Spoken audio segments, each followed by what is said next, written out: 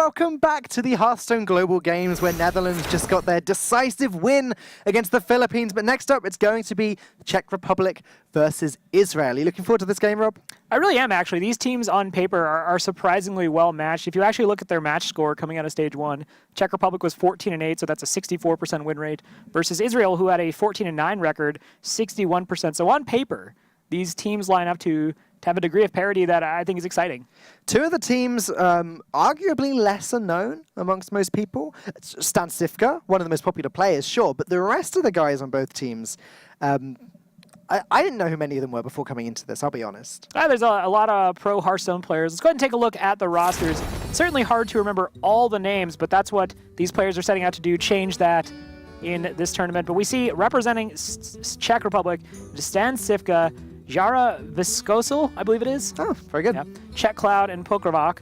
And then for Israel, it is Glacier, Hatul, Murray, and Jonathan 24Z25. So some of these players, Pokrovak we did see last year in the Hearthstone Championship, where he kind of fills the role of the third young savage. We have multiple young savages in Hearthstone now, but Pokrovak standing out to me, Stan Sivka, Czech Cloud also standing out to me as well. All of these young savages. Who is the youngest savage? Why can't we have any young gentlemen, Yeah. Some young, well-mannered. I mean, that's pretty much just you, Dan. You're the young gentleman.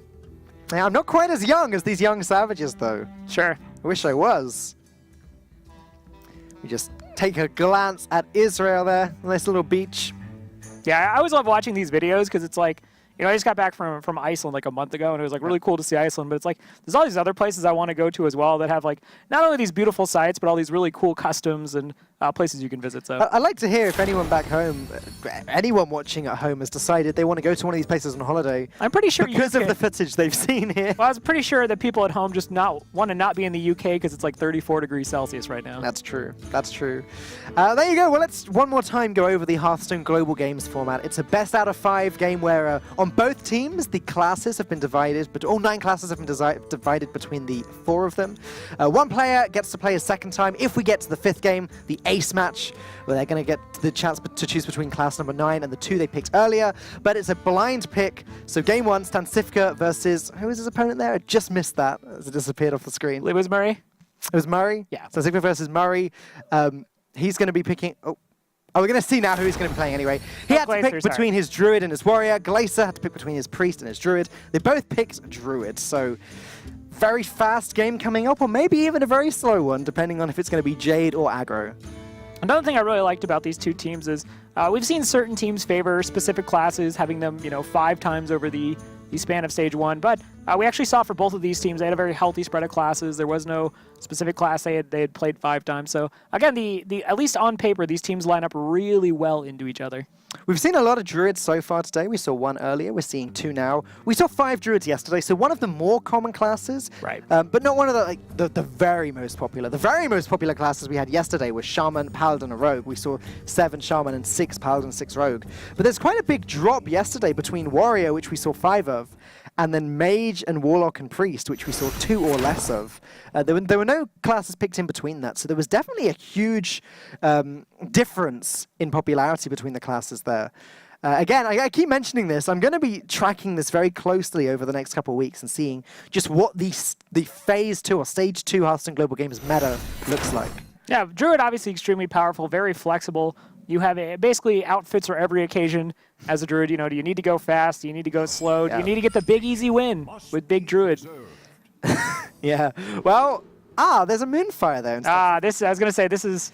Stan Sivka is certainly one of the most well-known innovators and deck builders. I was going to say, if someone's going to play something different, if someone was going to play Big Druid, it would have been Stan Sivka, I imagine. Yeah, but looking like that's not what it's going to be. And Glacier just going to be on that aggro Druid, so nothing too surprising just yet. The Vicious Fledgling, I don't think you keep without the Innervate when you're not on the coin. I think you have to have a little more proactive start, but wow. That's not a proactive start. No, that is certainly more the mid-range hand. This deck can certainly put out some threats in the middle of the game. Bittertide, Hydra, Living Mana. Meanwhile, Sivka has that Wild Growth, has that Innervate, has options here.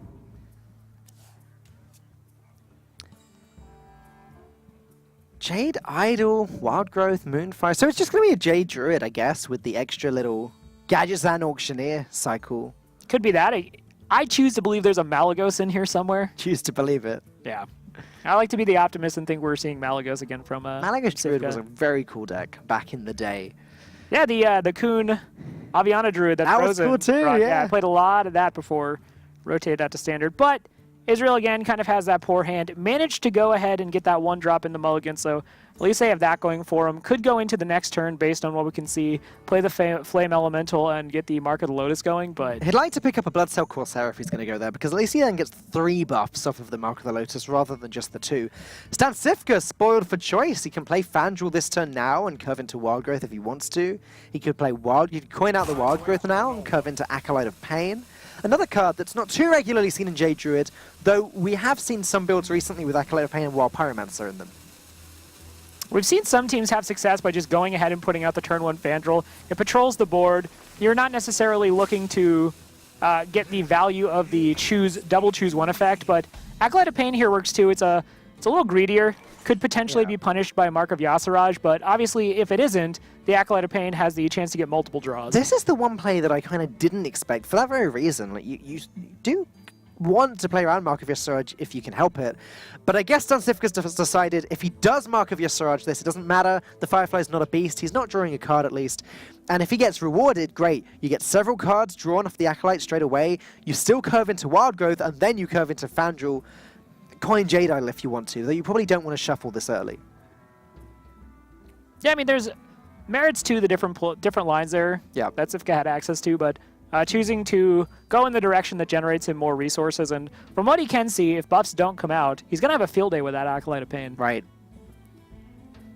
So Israel, Glacier having to decide, does he just Flame Elemental Mark of the Lotus? Does he play Power of the Wild somehow? Nope, he is going to stick with Plan A and throw everything into the face. Very aggressive line here. Well, the Acolyte of Pain signals that Sifka is playing, if not Jade Druid, something weird. And again, because you're playing against Sifka, you have to at least honor the notion that you might be playing against something you don't know yet. That's true. So just going ahead and choosing to put the most power on the board. His next turn play does not look good unless he draws a 1-drop there, and then Power of the Wild could be pretty big again, looking for that Bloodsail Corsair to get out the patches to get maximum value. Moonfire works with Yogg-Saron. Maybe there's no Malagos, but... I know that's a synergy everyone's thinking. They're like, yeah, I'm going to play my Moonfire into my Yogg-Saron.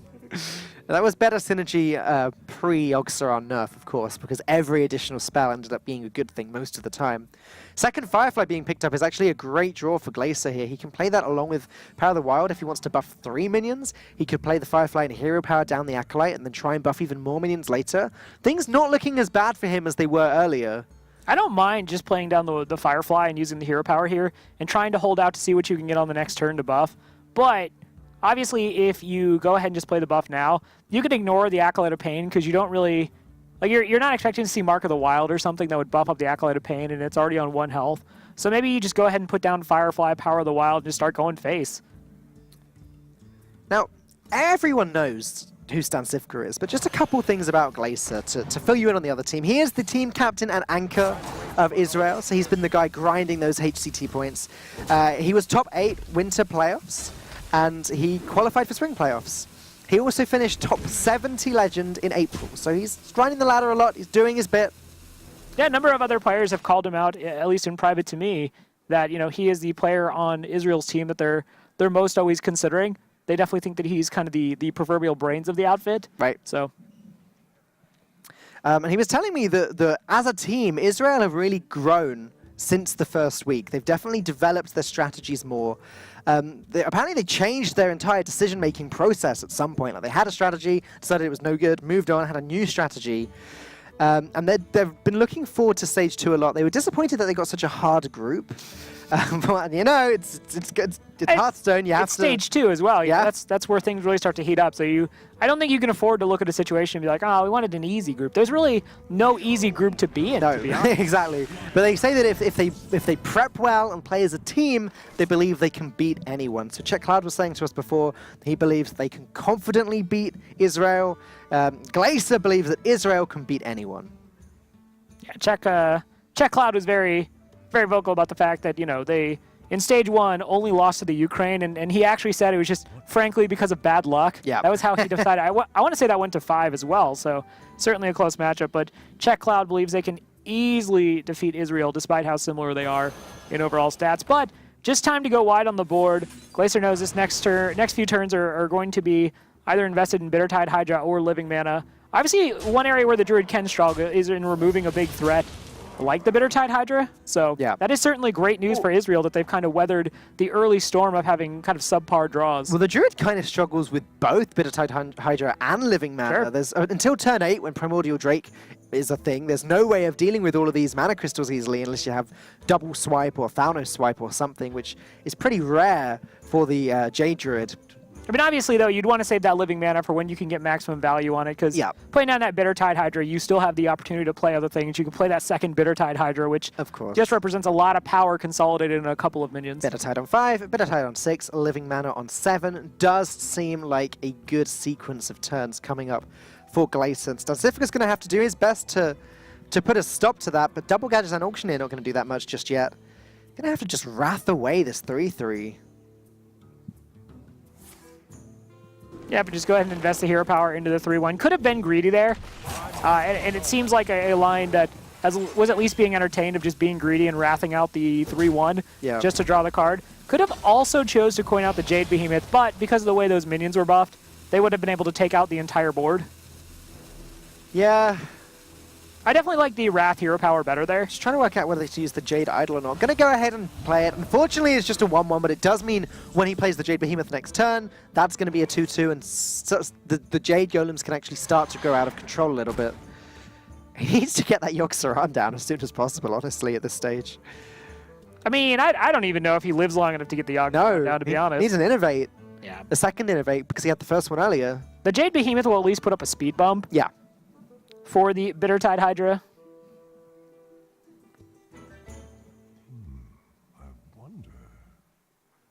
Is that Flame Elemental going to trade? Can the Aggro Druid afford to trade? Another thing that Israel have to consider is, does he want to take 3 damage from this Jade? Well, his health total is pretty much a resource he doesn't mind leveraging. Yeah. Obviously, he's at 30 health, but also he's the aggressor here, so you lose in other ways. It's not that the Jade Druid is just going to run over your health total. It's just going to bully you off the board pretty much. So I actually just like going face here. I don't think there's any real upside. I mean, what do you actually get from trading with this? I mean, the damage is done. The next Jade Golem that gets played is bigger. It's a tough call. I guess Glacier decided he just doesn't need to get that 2 damage, and he's going to be dealing more than chunks of 2 damage in the immediate future. He felt safer trading. I agree with you. I would like to see him going face there, but it's just one of those situations that, and I'm more predicated towards not trading, generally speaking. Yeah. But like, looking at a situation being like, okay, what do I actually get for trading here? You know, if you're playing against Zoo, for example, back in the day, you had to trade all the time because there were minion buffs that were coming down that changed the flavor of things. There's obviously, with Shaman, okay, if I don't trade, maybe the Bloodlust ends up hurting me pretty badly.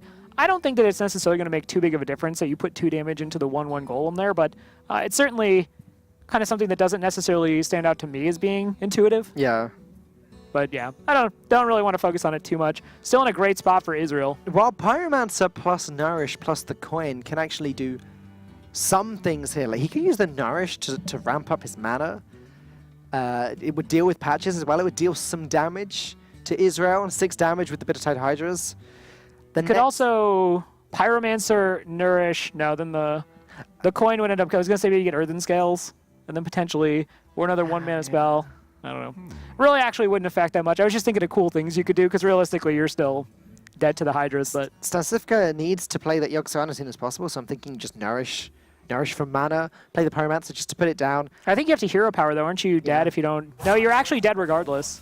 Well, you can hero power as well as the Pyromancer. And the yeah, if you Pyromancer, then you're not dead, but... Well... yeah, that's going to be it. Now he's dead. That's a shame. Well, I mean, Israel didn't have that good early game in the beginning. You know, they kind of had to string it together with pieces. They didn't really have the explosive turns they wanted. So it just ended up being that, you know, Glacier had the 2 Bittertide Hydras from the onset and just got to the point where, hey, this is a big minion, the Druid can't deal with it, so... As we can see now from this Mark of Yushraj being picked up, even if Stansifica did make the Pyromancer Nourish hero power play, the Mark of the Yushraj still would have represented lethal from Glacier. So he's going to feel pretty good about taking that first win against Stansifica. Next up, it's going to be Murray versus Pokrovec. Yeah, and an aggro druid into J druid is a situation where if the J druid can't respond quickly, they do tend to get blown out because they make these wide, durable boards that are pushing pressure. You have the Savage Roar, Bittertide Hydra again with Mulch being sent to wild. And, there's just no real answer to it. And Stansifka's tech with the Acolyte of Pain there isn't quite good enough against these aggressive decks. Like, he wanted cards like Tar Creeper in that card's place and wanted to be able to make it to turn 10, play the Yogg, play Primordial Drakes, cards like that. That's how the J Druid comes back in that matchup, but there it just wasn't meant to be. And as we said before, next up, it's going to be Pokravac on the Priest versus Murray on the Rogue. First Priest we're going to see today. We only saw one yesterday, and that was Kalento with his strange Miracle Priest with the binding heals and weirdness. Yeah, Pokravac certainly has a history of playing Priest. I do remember him playing a fair bit of it last year on the Hearthstone Championship Tour. The more I think about it, though, I have seen that Druid list that Sifka was playing before. I actually think I've seen TJ playing it in the office. Right. I want to say, yeah, it's a J Druid just has more cycle, essentially. Well, yeah, as I said earlier, there are some J Druid lists now, and Stansifka was running both of these cards that do run Pyromancer, Acolyte as some combo. It can be okay against aggro, right, but just not innovated out on turn 3. That's the problem. I think Stansifka, maybe that was the best line, but if he'd waited, played the Wild Growth, maybe got into Yogg-Saron a little bit sooner, kept the Innovate, played that, it would have been a potential out for him later on. Or even just putting out the Fandral early on would have at least allowed him to patrol the board a little bit. But we'll go ahead and look at the next game there. Murray on that Rogue. Obviously, Quest Rogue has been extremely popular. We did see a little bit of Miracle, but... Yeah, Rogue versus Priest is a tough matchup for the Priest. Yeah.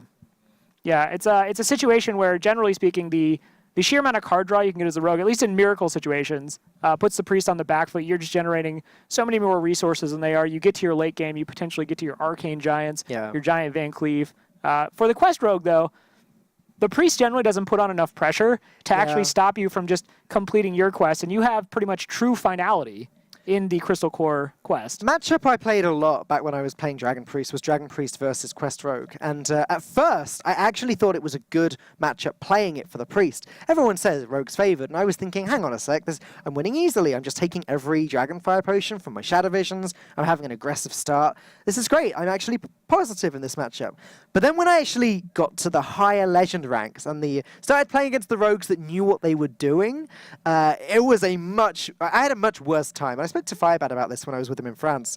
And he said to me what I had discovered, that you just, as the Rogue, you just save all your charge minions, you save the vanishes, you save any bounces you have after you complete the quest, and you just win the game in one turn. Yeah. You just play around Dragonfire Potion by not playing anything. You just save the bounces, save the charge minions, and win the game every time. So Rogue is significantly favored as long as the Rogue player knows what they're doing.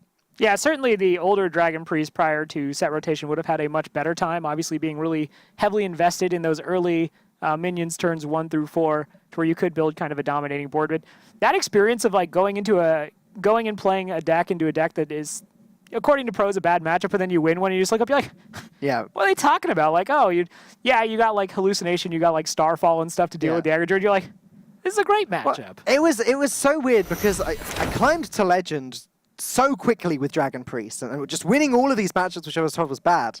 And it did turn out to just be a case of people not playing it correctly. Yeah. Elephant in the room, though. Silence Priest is still a deck that exists. It's not one that we've seen a lot of recently at all, but if the Priest is a Silence Priest, it's significantly favored against the Quest Rogue. The other way around, because it just gets to its win condition usually faster than the Quest Rogue completes the quest. And the Quest Rogue isn't putting out things that are dealing with these huge minions of the Priest. Not able to easily attack chunks off of the Priest minion's health. Right, yeah, it's certainly a meta of kind of non-traditional win conditions these days. Yeah. A lot of the older win conditions that we tended to see prior to set rotation have pretty much gone out with set rotation. Now we have some things like Quest Rogue. The win condition is obviously very strange compared to how Hearthstone has been played traditionally. The Silence Priest, right? It's a weird finality clause that can be executed very early on in the game because of Radiant Elemental, Shadow Vision, so... It can win as early as turn 2, right? It's a mad world right now. I've seen it. I've seen games or footage of games where it has won on turn 2. That's not a common thing at all. But it's got to be the deck with the fastest possible win. No, sure, certainly. Israel, though, Chase is taking a couple minutes there to get ready for this matchup, so... Looks like we're jumping in, though. Oh, actually going to go ahead and just start right there. It's going to be the Quest Rogue, as expected, versus any Priest. Any priest in the meta runs these cards. I miss the good old days when you could just see an opening mulligan and know what people were playing. But like with Paladin, Mage, and Priest right now, it's just kind of like, oh, well, this could be any number of things. Yeah. Pretty good starting hand, though. Could be anything, but pretty good starting hand. Probably don't want to keep both Northshire Clerics. Oh, maybe they do. Well, I mean, the ability to draw a lot of cards, especially if you're looking for a combo to win, say, as a Silence Priest, where you're looking very specific cards, Yeah. might be worthwhile. And you have to understand, playing against the Rogue, it's probably Quest Rogue. Yeah. So you have to tailor your approach to, how do I actually manage to beat the Quest Rogue before they run me over? Well, here's a question. Do Quest Rogue actually run any minions that have 3 or more attack, generally? Because if not, a Northshire Cleric is so strong against them. You Just keep drawing Tar cards. Creeper on defense, I want to say. Maybe Tolvir Stone Sometimes Shaper. Tolvir, yeah. Yeah. But that's it. Like 1 and 2 attack minions are all the Quest Rogue have. That being said, it's a pretty strong start for Murray. Firefly and Igneous Elemental could get that quest complete pretty fast. Well, we see the Divine Spirit, so this is possible that this could actually be the Silent Style Priest. Although, to be fair, you tend to just see Divine Spirit across a couple of different priest decks right now, just because it can be a really powerful thing, just giving a minion a ton of health. Kalento round 2 in the non-Silence Miracle Priest that we saw yesterday, so Yeah. wouldn't surprise me if it's not a Silence Priest, but I am expecting it to be Silence Priest at this point. Potion of Madness, another card that is in Silence Priest. All right, so Radiant Elemental coming down. As I said earlier, most of the time Backstab is cut from Quest Rogue, so you can just feel safe to play down the Radiant Elemental as a 2/3, and then just go ahead and leave it there to play spells with later. Yeah. It, more often than not on this turn, is going to survive. So what does Murray actually do? Because any minion he plays allows Pokravac to start drawing cards with that Northshire Cleric. As we can see, Pokravac can actually play the second Northshire Cleric, attack a Northshire Cleric in, and then just heal it up again. Well, I mean, putting down the Igneous Elemental, if it does get popped, just allows him to be fairly close to having the minions to complete the win condition. He needs to get a bounce. Problem. One of the things I liked doing as the Priest in this matchup a lot, or in any Priest versus Rogue matchup, play the Potion of Madness, play the Shadow Visions.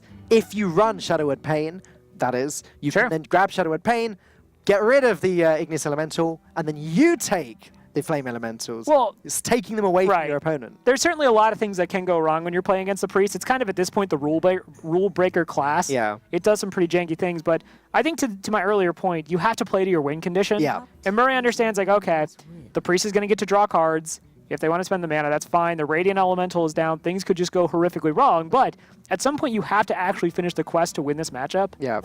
I do prefer, I think, for Pokravac not attacking into this Igneous Elemental. Or if you do attack into it, you heal the Igneous Elemental instead to try and make sure that you he's going right for that. Yeah. Because he wants to get those Flame Elementals himself later. He wants to prevent Murray from popping it himself. And if Murray does now trade in the Igneous Elemental to damage it and then play another minion, then Pokravac's not going to need a Shadowword Pain. He can just take it with the Potion of Madness and trade it in himself. While Pyromancer can also help him out with that. This is looking so solid for Pokravac. I don't know what to say. Drawing a bunch of cards there. Yeah, there's nothing really intuitive in his hand to do. You might just have to Swashbuckler to see if you can get something that's useful. Yeah, gonna go for it. That allows him to take out that Northshire Cleric as well and prevent some of this card draw. Tortelian Shellraiser is not that helpful. But both Northshire Clerics die now, which is something. But I like Pyromancer. Ah, no. Yeah, you can make Potion of Madness, trade it in, and then Pyromancer, and then Shadow Visions. That's the way that you kill the Igneous Elemental on your own side of the board here. And kill the Swashbuckler too. Yeah. So yeah, you're getting a clear board. You're getting, those are your Flame Elementals. You deserve them. It's just you have to take such a weird way of doing it. Like you have to play Potion of Madness first, then the Pyromancer, then the Shadow Visions. Because if you play Pyromancer first, then the Swashbuckler dies, and you don't have anything to trade the Igneous Elemental into. I guess you could do it, and then you could Shadow Visions. Well, you also don't need to technically trade it in, right? Like if you put down the Pyromancer, you don't actually have to trade it in. Yeah, you can just let it die to the Pyromancer power. Oh, and that way you get 2 damage to the face too, so that actually ends up being better. Yeah. Ooh, Circle of Healing. I'm surprised he's not going for that and taking the takes one of the rogue's win conditions away from him. Oh, he's gonna go for it.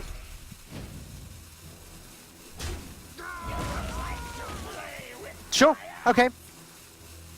That works. Pick up a big Radiant Elemental too and just getting ready to go to the Dome. Pokravac's deck is running Circle of Healing. It's running Shadowword Pain. This isn't Silence Priest as we know it. Yeah, imagine if there'd been an Inner Fire. Geez, that Radiant Elemental would have would have gone ham. Yeah, next turn, 26 attack. If if an Interfire comes out. 28 even if he heals it first. Now. Interfire is just gonna be bad news, especially with that Shadowward Pain to deal with the Tortolan Shell Razor if it comes down. Murray can freeze it. He's not gonna be as... Well, if he goes ahead and just plays down the Shell Razor, Yeah. he can't. I mean, the problem is he can't really do much to actually get to his win condition now. He can bounce something once, so he can play down the Shard. It's the Shard he starts bouncing now. He's not gonna Yeah. be as set on... Well, you can kind of make the read that your opponent doesn't have Interfire, because if they did have Interfire on the turn, they were just going to hit you for a bunch. It's true. So, the Shell Razor puts up a wall that seems like it would potentially live for at least one turn. I wouldn't even mind prep Mimic Pot here. No, I'm just gonna go with the Mimic Pots. All right, there's the Oh, Ferryman, sweet. so yeah, the Ferryman definitely helps. And this is actually where the Glacial Charge is so powerful. It's just an isolating a minion. Funny thing is, with 2 Gadgets and Ferryman, you can even complete the quest with those cards alone. You can just use one to bounce the other and keep going.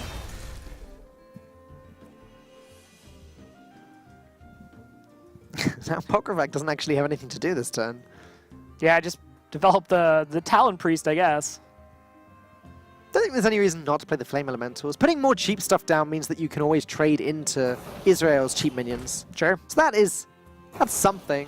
I don't mind the Acolyte either. Okay. I don't think Yeah. there's any way that Israel can take advantage of this.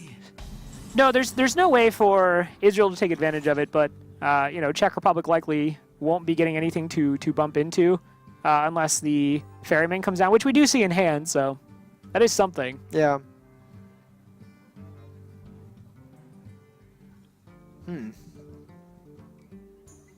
Well, gotta start going towards this quest. Yeah, the only thing I liked about the Cabal Talon Priest Yeah. is that you can actually just start hitting for 3 damage a turn, which isn't a whole lot, but you are at least like putting some pressure on it. No, you can't, because everything you've got is frozen. Yeah. But there you go. Next turn, the Shard comes down, completes the quest. Preparation quest. Okay, Israel do have a shot here, especially if Interfire's never picked up. No, I think with the Ferryman, honestly, I feel like they kind of got it. They've just carried Murray through this game. Light Warden in this Priest as well. Have I missed something major? Some major development in Priest over the last half a week? I'm the wrong guy to ask, man. I don't dabble in the light magics, you know. I just quit my bow, hit him in the face. The light will burn you. Yeah, it's old bows, you know, kill commands. Those all kind of burn in their own respect. I've never seen Light Warden played in, well, not recently seen Light Warden played in Priest at all. Well, if you're running, Until Kalento's deck yesterday, and now there's this. we talked about it. If you're running Circle of Healing, obviously there's a potential for big board swings with that really buff up the Light Warden. You know, you're able to give it health through the Power Word Shield, through the Cabal Talon Priest. It can just get really big and then keep generating attack. Yeah, there was no Light Warden in the Priest played a DreamHack either, so it's not even like it was that weird. Oh man, the Vanish could just absolutely mess up this board. That Light Warden though. Oh my. Yeah, you're right. Vanish. Oh, Murray here just has complete information because Pokrovak has no cards left either. Yeah, Vanish actually does just completely flip this game on its head, as you were saying. All Divine Spirits just wasted. Like, so as well as removing this board temporarily, just gets rid of those cards permanently. Yeah, and just afford to prep it out too. Prep it out, play the Glacial Shard. Freeze the face. Why not? Yep. Good luck hitting me with your weapon. Yeah. So it's gone from being what I thought was a very favored matchup for Pokrovak. Honestly, it just changes that quickly. Yeah. Once he got the bounces and he was able to isolate the Radiant Elemental, although the Radiant Elemental was only doing 2 damage a turn, there was no Interfire there. So while Murray was facing down some pressure, it wasn't as if that Glacial Shard was actually preventing him from dying. Would the Interfire have actually made a big difference? I don't think it ever would have gotten any attacks. If it had never, but that's the point. If it had never been frozen, Yeah, yeah. got the extra bounces from the gadgets and Ferryman, but yeah. Yeah, just being able to bounce Glacial Shard on one single target that is kind of supposed to carry you. I mean, we've seen it time after time with Bittertide Hydra as well. Bittertide Hydra wants to attack, never gets to. Maybe a Gadgets and Ferryman isn't quite as strong a Shadow Step from a Mimic Pod, but Mimic Pod into Ferryman is one of the better outcomes, as I'm sure Murray would agree with right now. It is certainly better than what I've seen sometimes, which is Mimic Pod into Vanish. 2 Mimic Pods. Or that. Or Vanish. Mimic Pod into Mimic Pod is just like wasting 3 mana and then just drawing your next card. Well, in a game where you have literally all the time in the world, it's just it just creates value, obviously. But yeah, a lot of situations you want bounces, you want glacial shards, you want something that progresses you towards the quest or stops your opponent from hitting you. And PokerRock's just playing stuff on the board now, but yeah, knows the quest is probably just going to come online next turn. And from what we've seen of PokerVox Priest deck, this doesn't strike me as the type of Priest deck that's running Dragonfire Potion. Right, yeah. There's too much... Are there too many cheap early minions? I guess there are, yeah. Oh my god. Prep into Crystal Core. Okay. This just looks insane for Israel. Prep Crystal Core, attack with the Firefly, bounce it back, get another Firefly, another Flame Elemental. He's just got all of the options in the world here. Thought the Priest was going to win this, Rob. Life comes at you fast. No, that Mimic Pod was just absolutely huge. The ability to just keep bouncing Glacial Shard and keep minions from doing anything. I mean, at this point, Murray's just pushing 10 damage, 11 with the dagger, and just saying, okay, you have to do something that changes the state of this board. And it would pretty much have to be Dragonfire Potion. Yeah. And then he's going into Mimic Pod. He at least knows he has the Tortolan Shell Razor.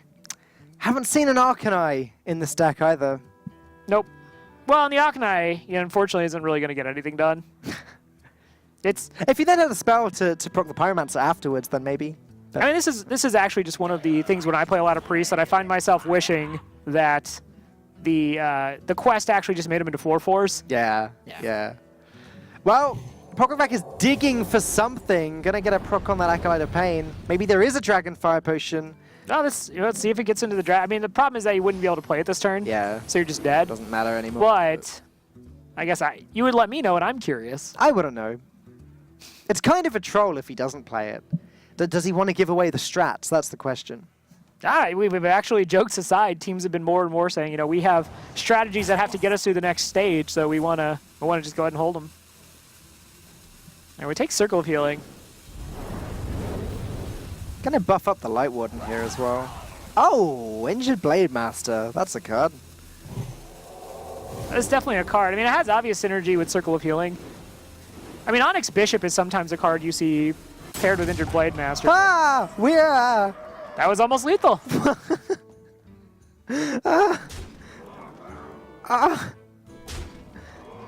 Okay, I'm glad this game's over. I'm really glad this game's over.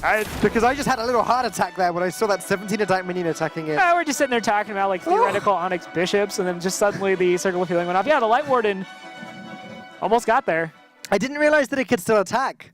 That was the problem I had there. That was the only thing he had that could attack, yeah. I saw it getting buffed up, and then I saw like the arrow go over and it hits a face. I'm thinking, oh, is this actually lethal? Okay. Yeah, you were actually like really like... yeah. What's going on? All right, panic over. Game goes to Murray, so 2-0 to Israel. This could be a sweep coming up, Rob.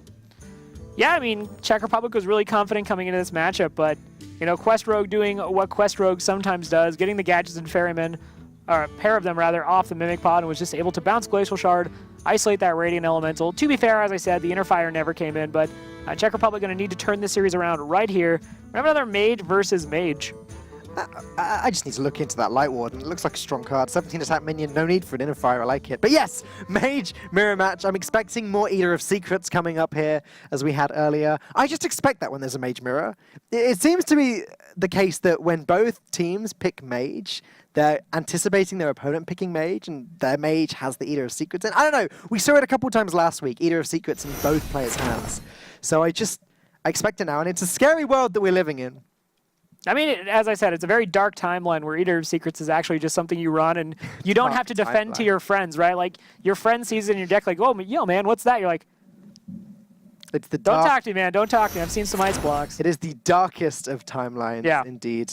It kind of renders, not only does it render Ice Block useless, but it renders Alex Straza a little bit useless as well. You can't use it as a defensive tool if your opponent's got an Eater of Secrets, because you just never get there. And the fact that Eater of Secrets even exists and people are running it maybe means that some of the players are going to be using their Alex Strazas differently. Whereas in the past, you'd sometimes let them pop your Ice Block first and then play the defensive Alex.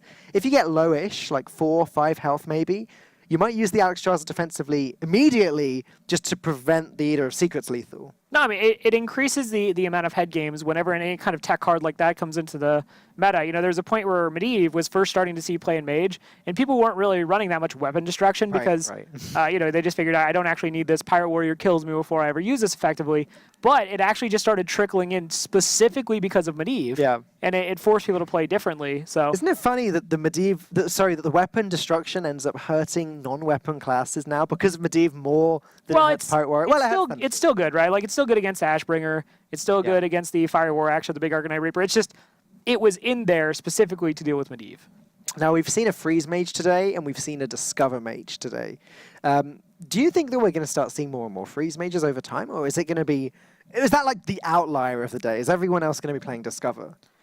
I think it's the outlier personally. From everything I've seen and from people I've talked to, it just seems like that Burn Mage list style with Volcanic Potions is just a little stronger overall. The Freeze Mage... The problem with Volcanic Potion versus Doomsayer Frostnova is Doomsayer Frostnova, you are allowing your opponent more time to react. They get a turn to basically figure out what they want to do about the Doomsayer, and maybe they have an answer, maybe they don't. Volcanic Potion a lot of times gets rid of the same threats you're targeting with that Frostnova Doomsayer, and it's something to where the only counterplay is I don't play into it, which a lot of aggro decks don't have the luxury of, right? They just they have to get going. They have to Murloc steamroll, aggro Druid steamroll. I was playing a little bit of that deck myself yesterday, the double Volcanic Potion Burn Mage, and it just feels so good against these token Shaman, and it feels so good against the Druids when you can just play Volcanic Potion, and then the third one you got from a Primordial Glyph. Like, right, it's a sweep you actually keep off the mulligan, right? If you against some classes, you're just like, well, of course I'm going to use this. So it is very powerful, and I think it has more offensive options as well than the Freeze Mage. You get to run Medivh as well, which is upside. It's not so great in the mirror, though, as we jump into the game. It is on. Okay, yeah. Both Burn Mages by the looks of things there. Well, the Cabal Courier just actually... And they're very slim distinctions, right? Yeah. Like, when we say one Mage title versus another, it's not that necessarily a whole lot of things are changing.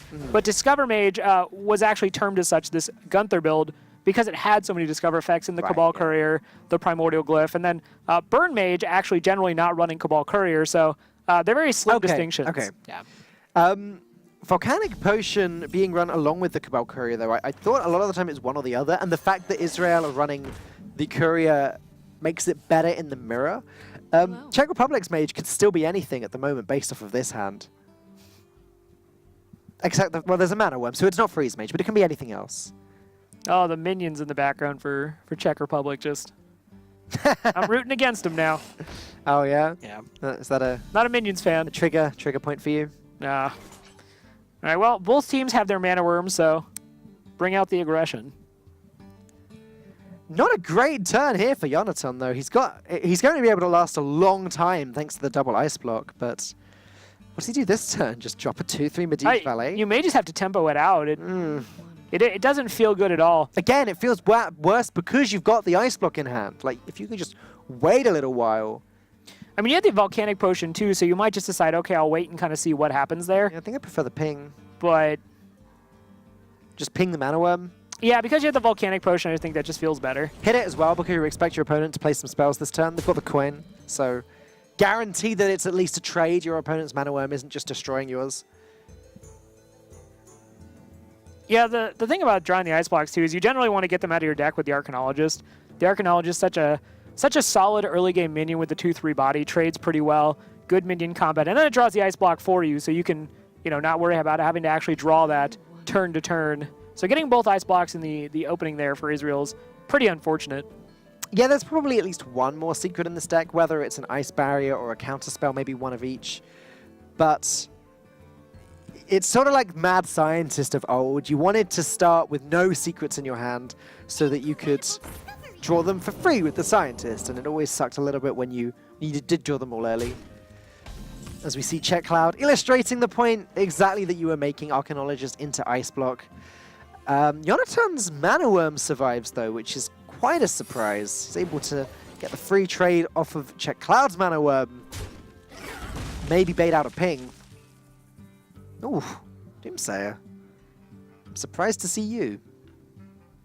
Yeah, it's becoming really just super difficult to actually qualify what style of mage each individual deck is, because people are just really buying into the flexibility and that you can just kind of tinker with it to make it do what you actually need the deck to do. It's not going to be that great in this specific matchup, though. Maybe a Doomsayer with a Frost Nova later, maybe after Medivh is played, could be good. But as we saw from Tice earlier, the deck doesn't need to use Medivh to win. It can just pick up all the burn damage. Yeah, the Medivh really does offer like an auxiliary win condition and something that if you're not running weapon destruction can just really overwhelm you. Right. But it's always about the burn, realistically. All right, so Israel can just choose to go ahead and play the Valet, get rid of the Arcanologist, and then the rest of their turn is just ping. If they want to and feel there's a better use of their mana this turn, could just use the Arcane Intellect to dig, but I am personally a fan of not taking chip damage in this matchup. Yeah. So I think I just want to go ahead and decisively Valet the Arcanologist and just get the ping. I really like that play, actually. You get rid of their minion, you summon yours. It's like you use a mini mind control, right? They Yep. lose their 2/3, you gain your 2/3. All thanks to 1 2-mana card. It just seems so strong, and then you can start dealing the chip damage. It really, if you can get somewhere between 4 or 6 chip damage to the minions, you're just in a pretty good spot. That's like an extra fireball. Yeah. Arcane Intellect, as you said, is an option.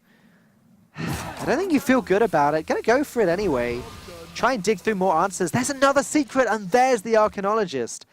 It is possible that there are no secrets left in Israel's deck. This could be a disaster. Just losing free card draw there.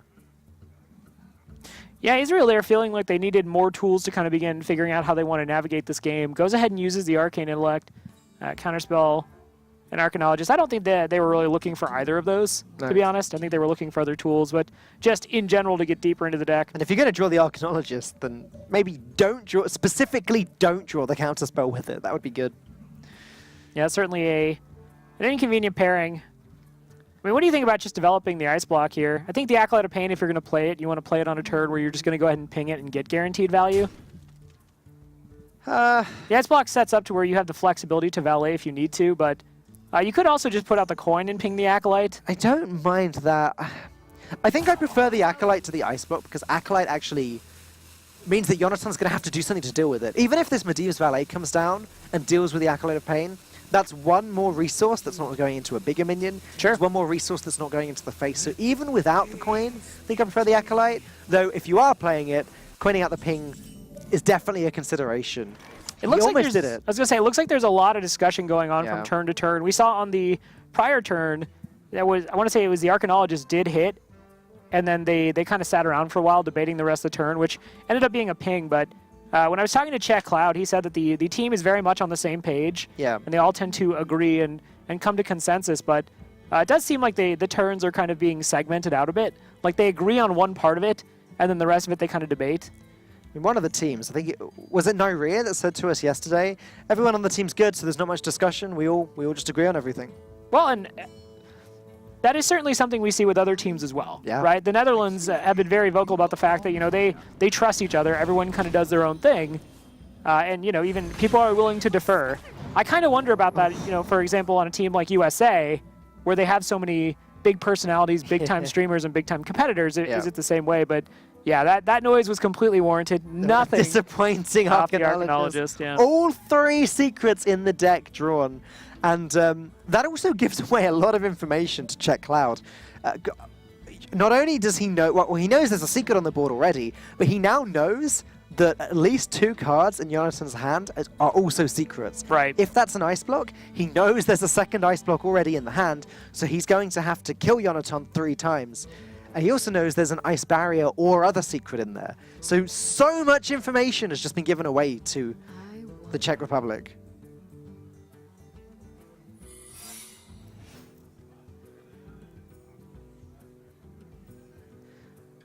Runs out on me. As they use their valet to get rid of Israel's valet. Yep, valet combat going down. Someone's on fire, that's for sure.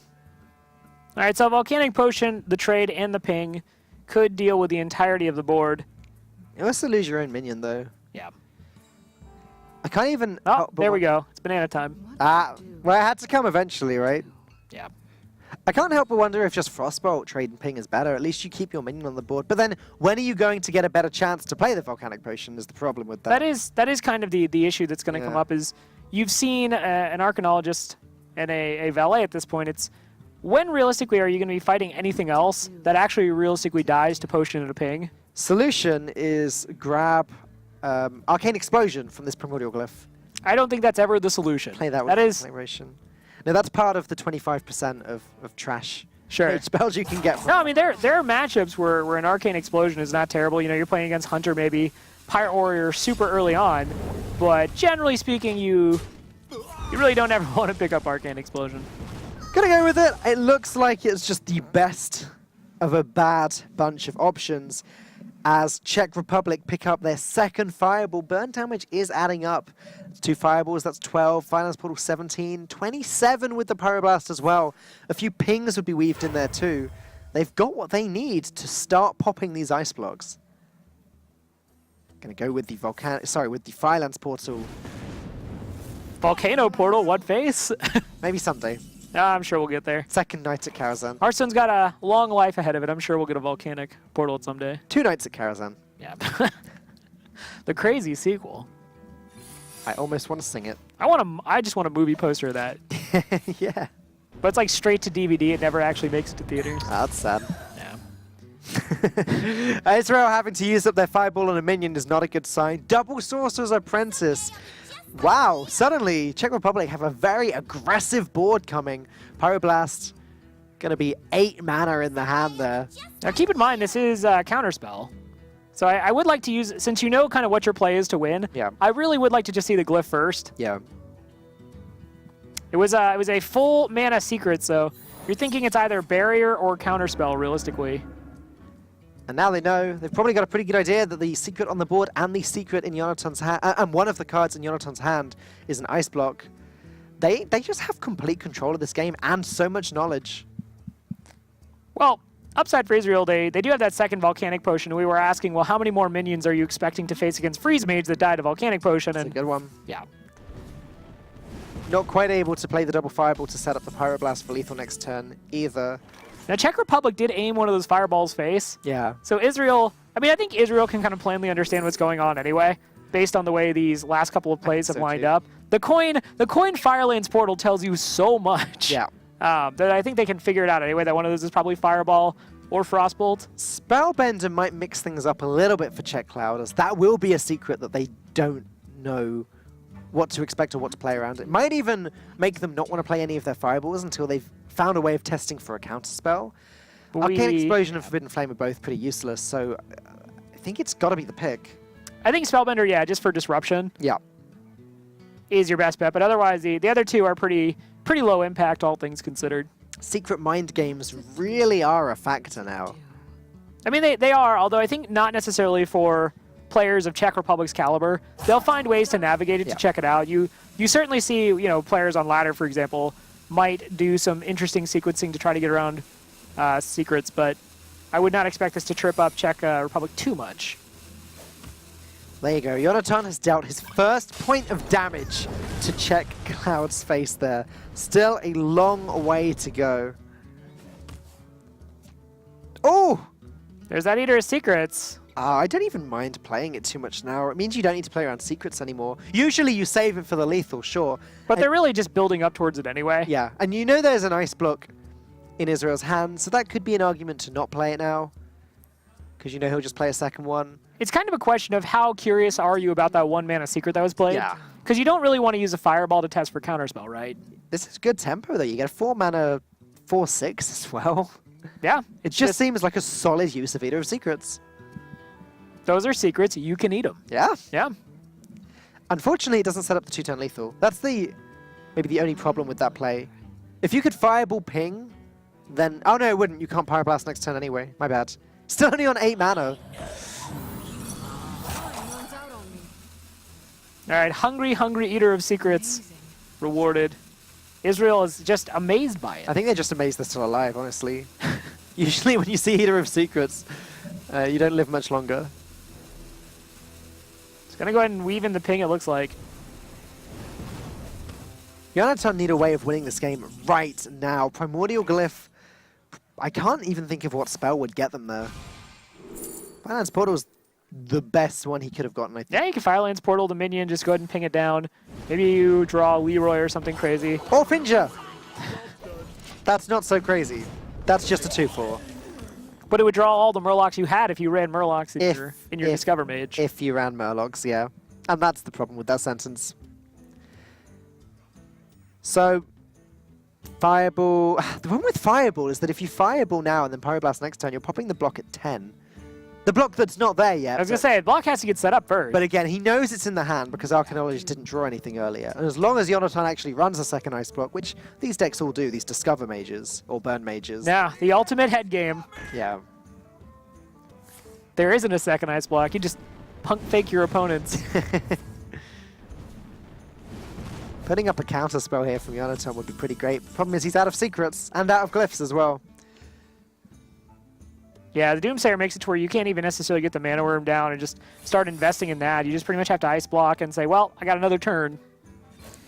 There is the potential. So if Israel ran 2 counter spells and 2 ice blocks, then there is the potential that this could be a counter spell. Sure, but based on what we saw, that the Arcanologist didn't draw anything. Yeah. And there's appears to be one secret. Well, I mean, yeah, you're right. I guess it could just be other secrets in the hand. I like this, though. This is sort of playing around everything. Like, if this does proc the counterspell, that's fine. You just Pyroblast next turn. So although it's not popping the block instantly, there's no real hurry. I don't know how Czech Cloud loses this game. Disconnect. Yeah. Power going out. Yeah. Got to start slow rolling then just to make sure that happens. Obviously, Czech Republic, though, wants to just go ahead and close this out. Start working on that reverse sweep. Currently down 0-2 to Israel. Not for long. Mana Worm, Firelands Portal, maybe even Frostbolt is the play here. Just to clear away that entire board and hope there's no burn in your opponent's hand. Seems like a pretty false hope, though. You can't hide from me. Decent Firelands Portal. Where's Bolf when you need him? In Wild. Ah. Still not seeing play. Oh dear. Sitting on a bench somewhere next to Trogzor asking where it all went wrong. We were supposed to be good. If only he could have just for this one game popped out of that Firelands Portal. Through the wild barrier. That's bordering on some fanfic I don't want to get into. Man. Czech Republic just trying to work out which way they're going to kill Israel. Do we Frostbolt them? Do we Fireball them? Maybe we Pyroblast them. Well, I mean, maybe point, we Pyroblast ourselves and then Frostbolt them. I would think you'd want to use the Frostbolt here on the off chance that Alex Straza does come out. Yeah. Because if Alex Straza does come out, then yeah, at least you have the burn in hand to just kill him from 15 again. Yep. Yeah. Maybe they were considering if they have to deal with the minions. They've decided they don't. Nah. Not even any need to ping the face first, because your Fireball and Pyroblast are both going to deal with them on 3 anyway. Yep, that is gonna be it. A little bit disappointing for Israel, but not too much to worry about as they did take the first 2 games away. They've still got 2 more chances to get this 5th win and beat the Czech Republic. It seems like when we have watched Mage Mirrors, it's just having a lot of the burn in the upper half of the deck just allows you to piece together, hey, I'm just going to go ahead and do it win condition. Yeah. You know, you're just going to be the aggressor there. Yeah, Tice earlier in the Netherlands-Philippines game did also benefit from the greater arcade missiles, just all targeting face. Things going face tend to be a pretty good thing. Yeah, generally speaking, being proactive in hitting your opponent does tend to yield powerful results. You said that you like Smork. I do. Yeah. So Rob Not so much these days. I think these days I've just started playing more like Kazakus Priest for some reason, but there was a time where grown up, Rob. I certainly have gotten old. I certainly used to back in the day enjoy putting down my Wolf Rider and just taste my steel. Heart. Well played. Nice. A little bit of cheeky banner. We see it's good natured though. And they're just deciding how they want to do it. They could Acolyte of Pain, ping, and then Fireball. No, But kill the Fireball they draw on. Too much BM going to play this like a gentleman. Czech Cloud takes the lethal with his Fireball, gets the first win onto the board. Czech Republic still firmly in this series. Yeah, Czech Cloud gives a little bit of a salute there. to the fans at home, hey, Czech Republic coming back in a big way. Don't worry, we got this. So It's because they've started eating their bananas. yeah, they got the potassium. Yeah. Yeah. Genuinely, that seems to be a thing that a lot of Hearthstone players have in common. They want I'm pretty sure if production gave us bananas right now, we would actually become good casters. Maybe we should request that. We should request bananas. Just use talkback right now and just hey, Yeah, production. Can we... I'm sure they've got it back. But yeah, one win on the board now for Czech Republic. They just need to go ahead and get 2 more. As I said, they are feeling pretty. We see production walking towards the fridge now. This is Great. We're gonna have to eat bananas on stream. You realize? I don't mind. All right. All right. Let's go ahead and take a look at the match. We've been told first we have to finish casting this series. All right. Take a look. It's going to be Yara versus Hatul. Yara on the Paladin, Hatul on the Shaman. Passing up Rogue and Hunter there. Not surprised at all to see Hatul passing up Hunter. We haven't seen a Hunter played all day yet. Yeah, Hunter. Some Alright, of the teams in Stage 1 did enjoy playing Hunter. We had some that I think played him as many as 3 or 4 or even 5 times. I think there was one team that played 5 Hunters, but in general, it is certainly when we think about what are the most powerful classes, there's the 3 or 4 main classes, some classes on the edge that are all very viable. Yeah. Like they're kind of where Priest occupy. Yeah, right. Priest and Hunter, they are playable decks, kind of where Shaman was before. The only deck that everyone agrees you just shouldn't touch is Warlock, apart from... No. Shaman Actually got invited to the Cool Club. They were kind of hanging out. They were hanging out with Hunter and Priest, and then they actually got invited to just come join the powerhouse. And Dr. Hippie was giving Warlock a chance yesterday. Yeah. Didn't pay off. Apparently there's some strategy that we're missing. I would not be surprised if we see more of it, though, considering Ukraine seemed to actually be investing in Warlock, specifically this handlock. Again, we didn't see too many cards because the Paladin just went in. But Maybe the deck is full of 1-drops and they never drew any of them. Like he said that they drew the cards from that deck in pretty much the worst possible sequencing you could draw them. Mistress of Mixtures, I guess, is a 1-drop that does provide some healing. But Shaman versus Paladin, we've kind of belabored the point both yesterday and in the past that at the moment, unless a Paladin gets like a super aggressive start, and even then, even if they get it, Devolve and Maelstrom Portal can kind of throw a wrench in that. The Shaman just has the ability to overwhelm them over time. Paladin doesn't have nearly as many board clears as, say, Mage, so they're forced to be really judicious with how they use them. In a battle of the aggressive decks, often the one that can go wider can make the better trades, and therefore is the one that is favored. It's why I think that Aggro Druid used to be so strong against Pirate Warrior, well, still is so strong against Pirate Warrior, because they can go wider, make the trade the way they want, and it's only the weapons really that pose a threat to them. The one thing I would say about Paladin is if it is one of the more control-y Paladins that we have seen once or twice already today, if they can survive into the late game, then the Paladin has a good shot of stabilizing Primordial Drake, Equalities, Consecrations, Pyromancers, all of that stuff, stabilizing, and at that point, the Shaman has a really hard time at winning. Right, because obviously Devolve, in place of Hex, has its uses, but devolving a Primordial Drake into a 7-mana minion is certainly not all that powerful. It becomes a bog creeper. There is a turning point for the Paladin where it can just start actually winning out, but it certainly has fits trying to get through the Shaman's continuous board presence because, again, Bloodlust is the X factor there where you're saying, okay, do I have to clear this or am I dead to Bloodlust? And sometimes the Paladin doesn't have the tools to address the board. So Hatul is going to be hoping to see a more aggressive Paladin from Yara.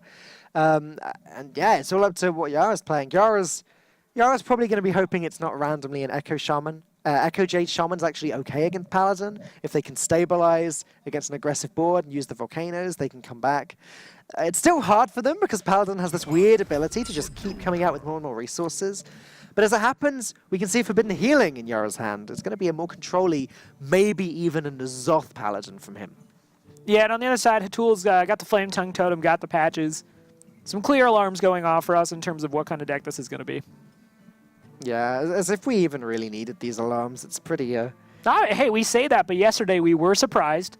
Yeah, the sirens go off when it's not an Evolved Shaman. Right, which is, when we were casting Singapore, given how crazy of a deck builder Sequinox is, I'm like, this could be anything. Yeah. That didn't surprise me, but definitely that Jade Echo Shaman from Bulgaria kind of threw me a curveball there, as that has largely been cycled out as it has a number of very bad matchups. Didn't do them any favors, though, did it? No, it absolutely did not. That series was completely winnable for them, too. All right, though, the early mulligans for Hatul going to be looking for the Fireflies, going to be looking for Primal Fin Totems. Actually a little bit slow for what he'd like to be doing. May even just see a Coin Totem. Yara, on the other hand, he gets Rallying Blade. So Rallying Blade is usually a card that's in the more aggressive Paladin decks. Look at that, handful of weapons. Yeah, I was going to say the Doomsayer is really good. The Rallying Blade excellent. And the True Silver Champion, maybe one of them you'd feel okay with, because I think in the beginning you actually just want to be able to address the board. Yeah. The problem with that is that the True Silver Champion really shines at, say, taking a 2 4-drops or a 3-drop and a 4-drop, whereas generally the Shaman just kind of putting out tokens and little chunks of minions. Yeah. So the True Silver Champion feels a lot less good, but Rallying yeah. Blade is just a strong card that's very strong in the meta at the moment. There are a lot of minions that have 3 health. There's not really so many that have 4 anymore. Rallying Blade tends to do the job. Doomsayer also very good in this matchup if Yara can find the right time to play it. There is the threat of it being devolved, but if Doomsayer is being devolved, then that means a Tyrion later on is not being devolved. Sure. What do you think here about just coining out the hero power? We've been seeing that a fair bit on from teams that don't have the ability to actually generate a threat on one. I think it's really uncomfortable. I think I prefer this play. You can coin out the Manatide Totem or Stonehill Defender next turn. And again, this is why Rallying Blade's so strong, because if Manatide Totem does get coined out, Rallying Blade will just deal with it. Yeah, and it's going to be very appealing to go and just coin out that Manatide Totem. Yeah. You want to play it when you think your opponent is less likely to get rid of it. And on turn 2, it is less likely, or going into turn 3, sorry, it is very unlikely that the Paladin deals with it, unless the Paladin has that one specific card, which it does. I don't specifically love Czech Republic's hand here, but there are a lot worse hands you could have in terms of being unable to deal with the board, so... Again, 2 Doomsayers isn't bad either. No, that's what I'm saying. Like, you have the 2 Doomsayers, you have the weapons. Like, maybe you just want, like, 1 less weapon, but Stampeding Kodo coming out, too. Like, there are times where Control Paladins, or just heavier Paladins in general, they draw, say, Forbidden Healing, they draw Tyrion, Primordial Drake in the opening hand, Yeah. and it's just too slow. I really think Yara's got a good shot here, but on the other side, Stonehill Defender going to come down. That's going to eat up the second swing of the Rallying Blade and the Silver Hand Recruit. These aren't premium picks. I do like Psychotron, though, if you're going to... Yeah. I mean, the Paladin's probably not going wide on the board. The Divine Shield could actually be a problem for the Paladin. Shaman doesn't actually have the most premium picks, though. You can get White Eyes, you can get Alec here, but they're not as incredible as the Paladin premium taunt picks, as we might see in a moment from Yara's Stonehill Defender. I was going to say, Yara's just probably going to go ahead and pick up his complimentary Tyrion. It's like a gift bag for going to a party. Like, oh, thanks for coming. Here's your Tyrion from a... You do get turtle. some bad gift bags, though. Sure. The ones that have, like, puzzle books in. I don't know. This seems like a pretty bad gift bag. Yeah. This is like the equivalent of like a pencil topper. Yeah, You know, you get exactly. like some notes. Yeah. You get like a coupon for something that's like $1,800. It's not even a pencil sharpener in this one. Literally just my PAX experience half the time where get the gift bags where it's just full of like coupons for computers. You're like, but I already got one. Yeah. So I think here, none of these picks really stand out. The Mogushan Warden is kind of an interesting person. It stands out. It's got the most health. Well, yeah, and I think if you're looking to play against Shaman, you're generally thinking, okay, the tokens are usually pretty low health. Yeah. Maybe that just buys me some time. But, I mean, just overall, the Twin Emperor Veclash represents the most stats. I don't think that's a twin. That's not a twin emperor at all. That's just a single emperor, that right there. Yeah. Yeah, I like not trading the minion there. It's fine. So this turn from Hatul, he can develop the Primal Fin Totem, and it doesn't look like it gets dealt with on the board, though we can see Yara has all of the options in his hand. He's got Stampeding Kodo, True Silver Champion that can deal with something. He's really got everything. Everything that he'd ever need to deal with what the Shaman can put out this turn. Jade Claws doesn't do anything here. Ugh. I guess you can play Flame Tongue Totem and Jade Claws. Then you're wasting the Flame Tongue Totem, though. I wonder. Well, the important thing for Hatul here is just look at start seizing the board. That's pretty much the first step in this, at least if you're going to win it, is just go ahead, get a hold of the board, and then look to basically position it in a manner that's just difficult to deal with. But if you are looking at getting on the board, the Flame Tongue Jade Claws play at least allows you to get through the 1/4.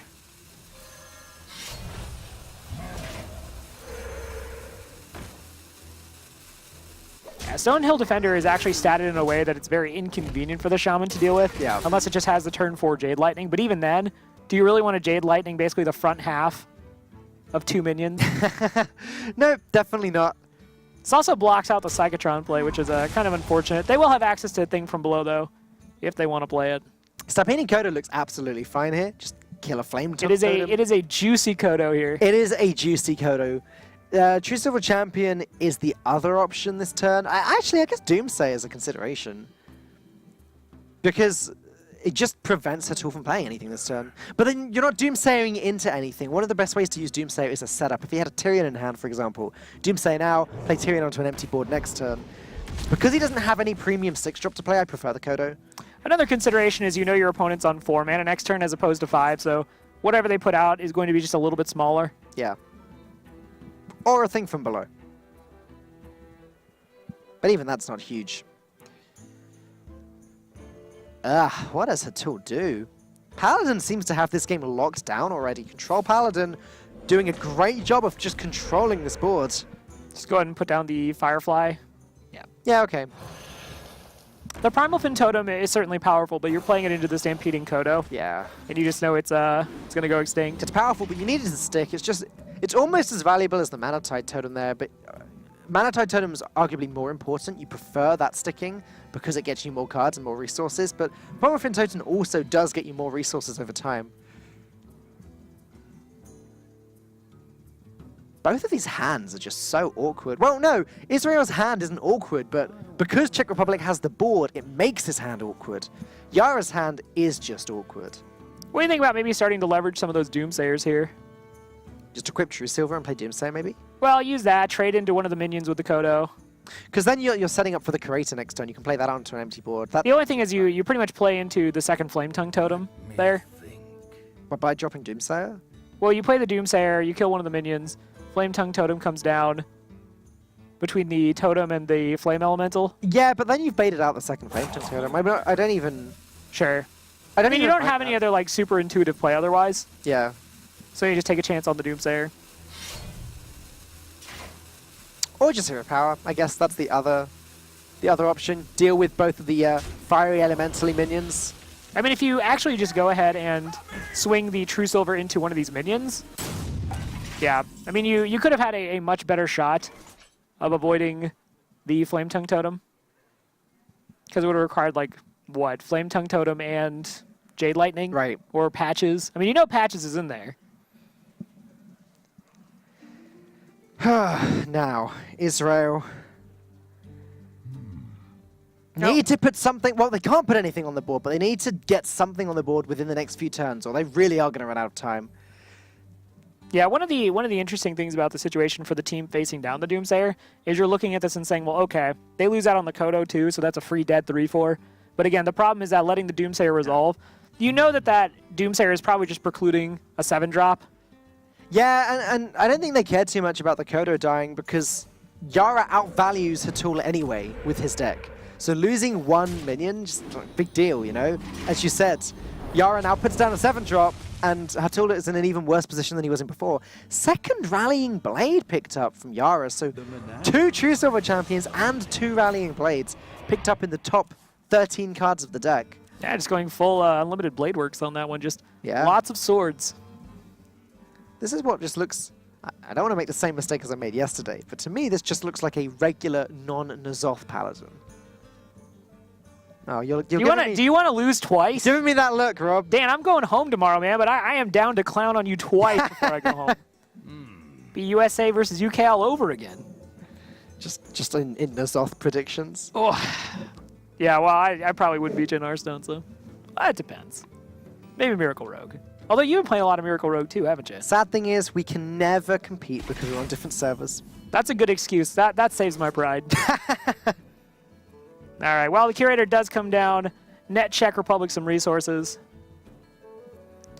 Israel, once again, just in a situation where they're not on the board, but they can use that Jade Lightning, use the Jade Claws to go ahead and get something going, and then potentially just play down that Stonehill Defender into the Curator. Or not the Curator, into the True Silver. That seems good to me. Hatul's doing a good job of gathering his resources together. Yeah, he's got a lot, but the problem is the longer you let this go on, the more you play into the Equality Consecration, which is why it's usually so valuable to get things going in the early game. So on one hand, he's done a good job of kind of playing very little and surviving, but on the other hand, when does he ever win from this position? That's exactly the problem. Primordial Drake exists from next turn. Tyrion exists from next turn. Getting the thing from below there, off the Stonehill Defender, yeah, it's strong. is really strong. Because you can even use it as a substitute doppelgangster, right? So you can doppelgangster evolve one board, and then you can double think from below evolve for another board. You get 2 7-mana minions instead of 3 6-mana minions. Right. So, Israel finally on the board here. Czech are probably going to look to fix that. By the way, I just want you to know for BlizzCon, I'm gonna actually cosplay as Stonehill Defender. I think this is something I could pull off, right? Just paint myself green and just run around BlizzCon yelling people to get out of my jungle. Right? Like, this seems like a solid cosplay. What is he actually wearing? Just like a little bit of cloth? I mean, I'd have to probably get in better shape or something, but yeah, I just think it's a great idea. Wave your shield around? Would be a ton of fun. Yeah, but True Silver gonna get swung here. And I think that is just going to be another Kodo coming out. Kodo having a great day here, which traditionally against their Shaman, it can be a little bit difficult to kind of pinpoint what you want to hit. Yeah, but both of them just hitting the mark exactly. Now, which secret does Yara want to go for? Not much time to decide. Redemption, Repentance, Eye for an Eye goes for the Redemption. Just, I think he understands that sticking on board is just inherently really strong. And importantly as well, just keeping the Shaman off of the board. I mean, Repentance, there just aren't that many big targets you're going to hit. No. Yeah. You'll hit patches. Okay, Mana Tide Totem. So you can play it with both Think from Belows, just to try and keep it alive. Like Mana Tide Totem, Totem up, Think from Below, Think from Below. I wonder. That would bait out the first board clear. But you don't have Doppelgangster or Evolve in hand, so there's no way of resetting and getting yourself back on the board after a board clear. That's the problem. No, I didn't even consider that. 13 cards in, and you haven't seen either Doppelgangster or Evolve just yet. Yeah. I think you just have to keep making that push forward, though, and just try to get on the board, whatever it is. And there is an opportunity here for Israel just to actually make a pretty big board.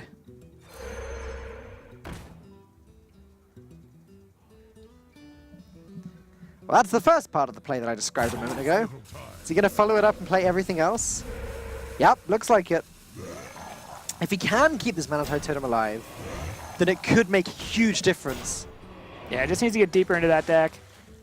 Bloodstone Corsair is, you know, you see the situation, you're like, oh, well, that seems pretty good, until you actually see Czech Republic saying, like, go ahead, break my weapon. Yeah, there are so many weapons. Let me walk over to the armory. At least it's going to get value at some point. Yeah. Bloodstone Corsair is definitely going to get value against the Paladins. Yeah, Corsair, go wild. You mean go standard? Yeah, that's never going to happen, is They it? can play wild, yeah. So no equality board clear just yet from Yara. He's got Tareem, which actually buffs up more of Hatul's minions than his own. Primordial Drake on its own doesn't do enough. Can Yara actually get rid of this Mana Tide Totem? Yeah, he could play equality and just trade. Tareem will do it too. Okay. Weapons is with 1 minion. Kodo gonna go into Mana Tide Totem. Yeah, stick the 3/7 there. It's fine.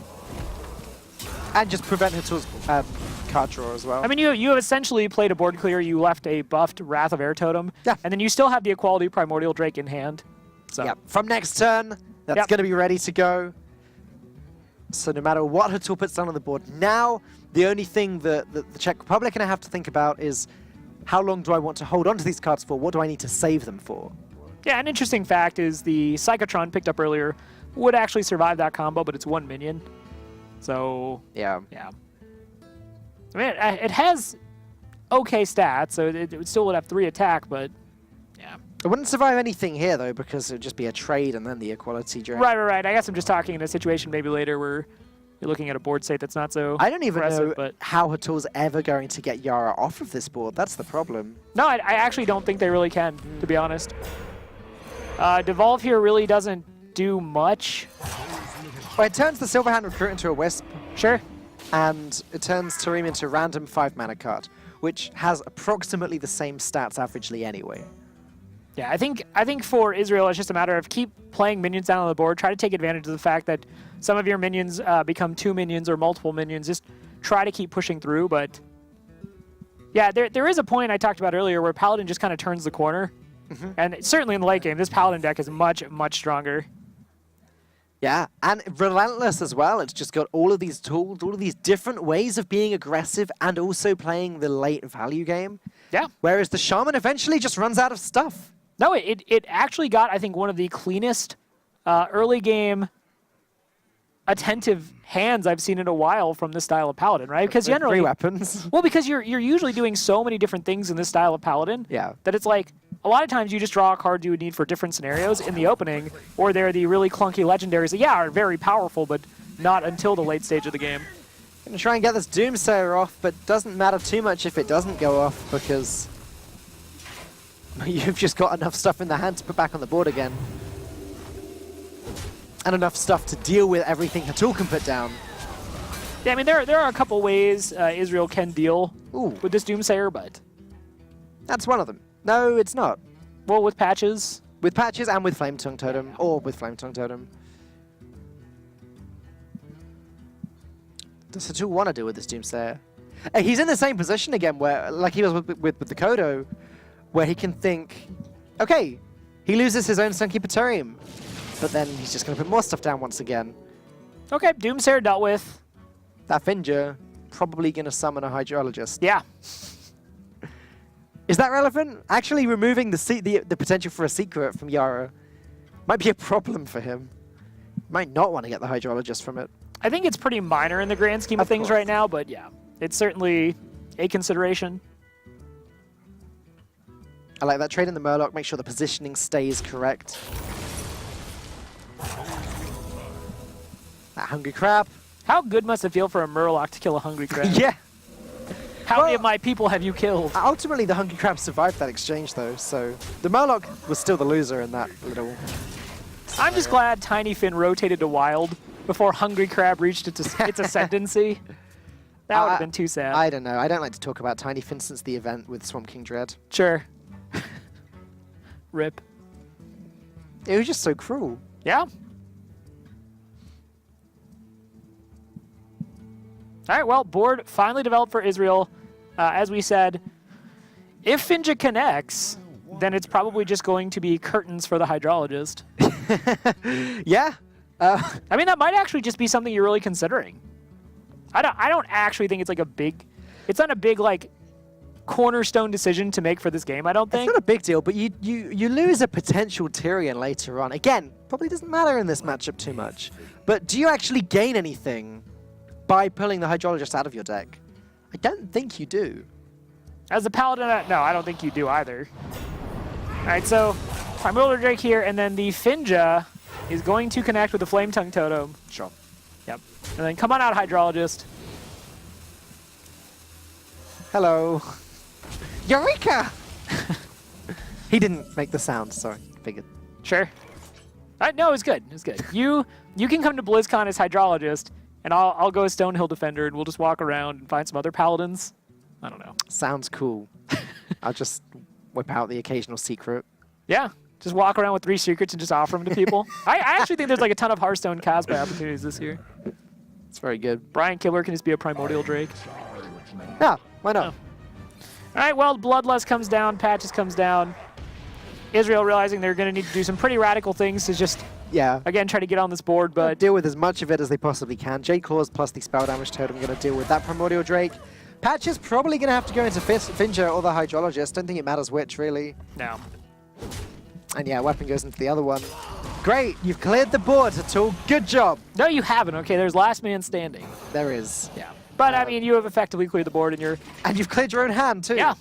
Well, he had a lot of resources, too. It's just, you know, this Shaman's resources aren't anywhere nearly as impactful as, say, the Czech Republic's.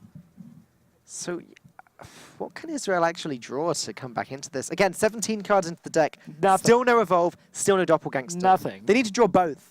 Both of those cards. Nothing. In one draw. No. But that's not possible. You haven't seen a single equality, Dan. Yeah. There is nothing. Quality Pyromancer going to do what needs to be done, if it ever does need to be done, which it probably won't be. Wickerflame Burn Bristle seems fine here from Yara. You could just play Wickerflame into an Emperor. Yeah. I just put stats on the board. Singular Emperor without his twin. Sure, just equip a Rallying Blade, deal with the Jade Golem, fine. Yeah, it doesn't really matter which way you wanna make that trade. Okay, I mean that is a pretty beefy minion there. That's, again, if you saw 2 earlier, one of them was from the Stonehill Defender, so this is the second natural copy. Great. I mean, your opponent's only on 5 cards now. That's great, Rob. That's really reassuring for Hatul there. I want there to be like a secondary stream for Hearthstone tournaments where it's the look at the bright side stream, like in really bad situations. You're like, yeah, but you drew a 0-mana 5/5, like that in a vacuum is legitimately good. If you somehow got hold of a Divine Favor, then Yeah. maybe you'd win the game. If you're just, walking around as a shaman with Divine Favor because your friend lets you borrow it, Yeah. sure. All right, well, thing from below is unfortunately going to have to follow the rules. Ooze comes out, just deals with the weapon, and yeah, Czech Republic just at their own pace, going to just go ahead and take the board, pretty much for one last time. Reporting for duty. Wicked Flame could come down here, or it could not. It just doesn't really matter. Yara has got this game completely locked down. Yara, probably one of the least known players from Team Czech Republic, but he was the anchor for the team. Yeah, you had to get that through, I believe it was highest HCT points. So He's a consistent HCT player.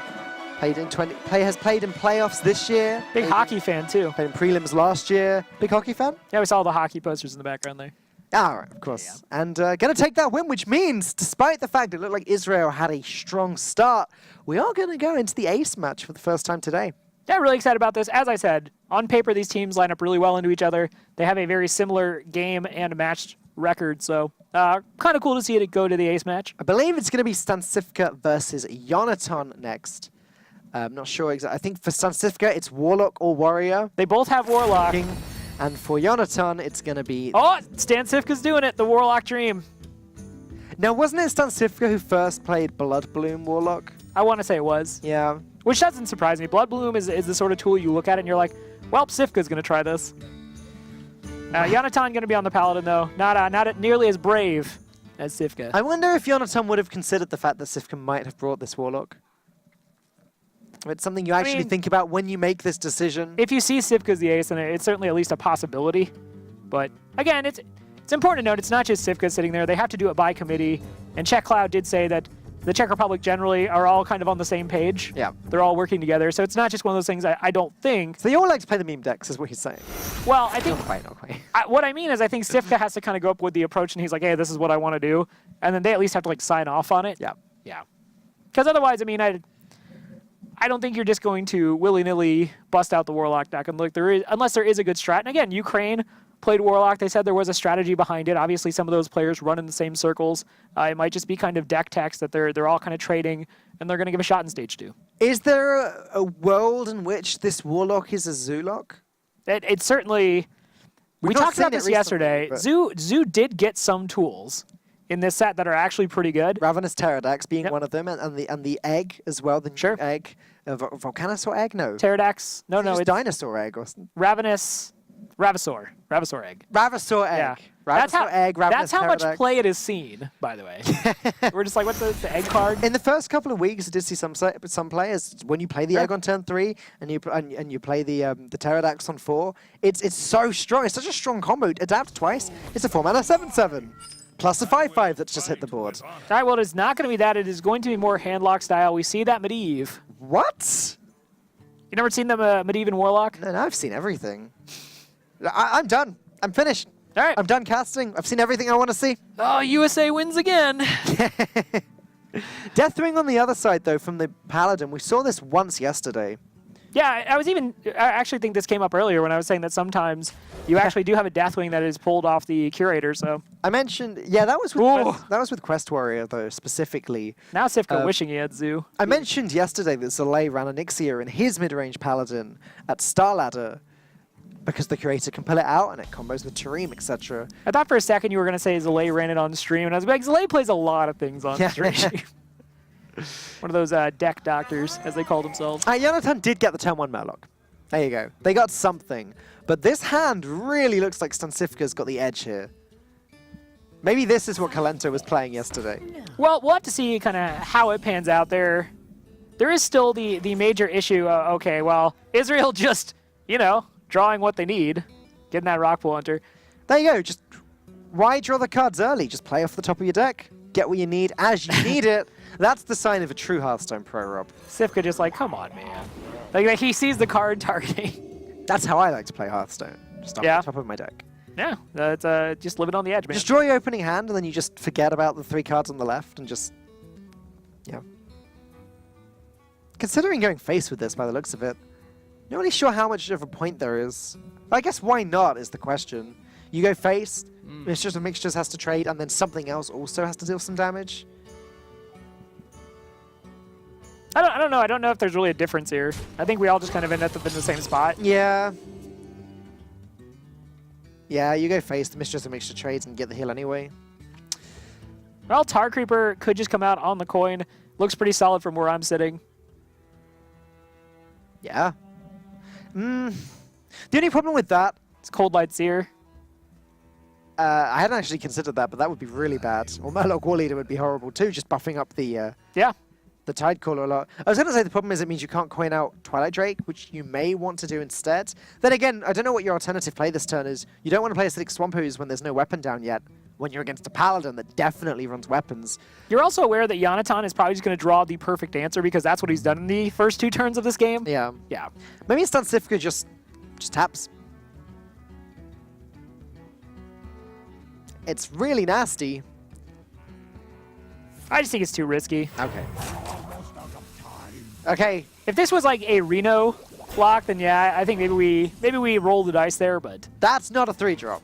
Ooh, the lock runs out. Yeah, Israel no longer being able to play perfectly off of the top of their deck. Gonna have to trade in both Murlocs, it looks like, or you just sit there and do nothing. But even if you do that, the Tar Creeper can still trade into the Murloc Tidecaller. I don't mind doing nothing there, make him do it. I was trying to think maybe... Make him do it. Out of spite, you make the trade. I'll be bothered.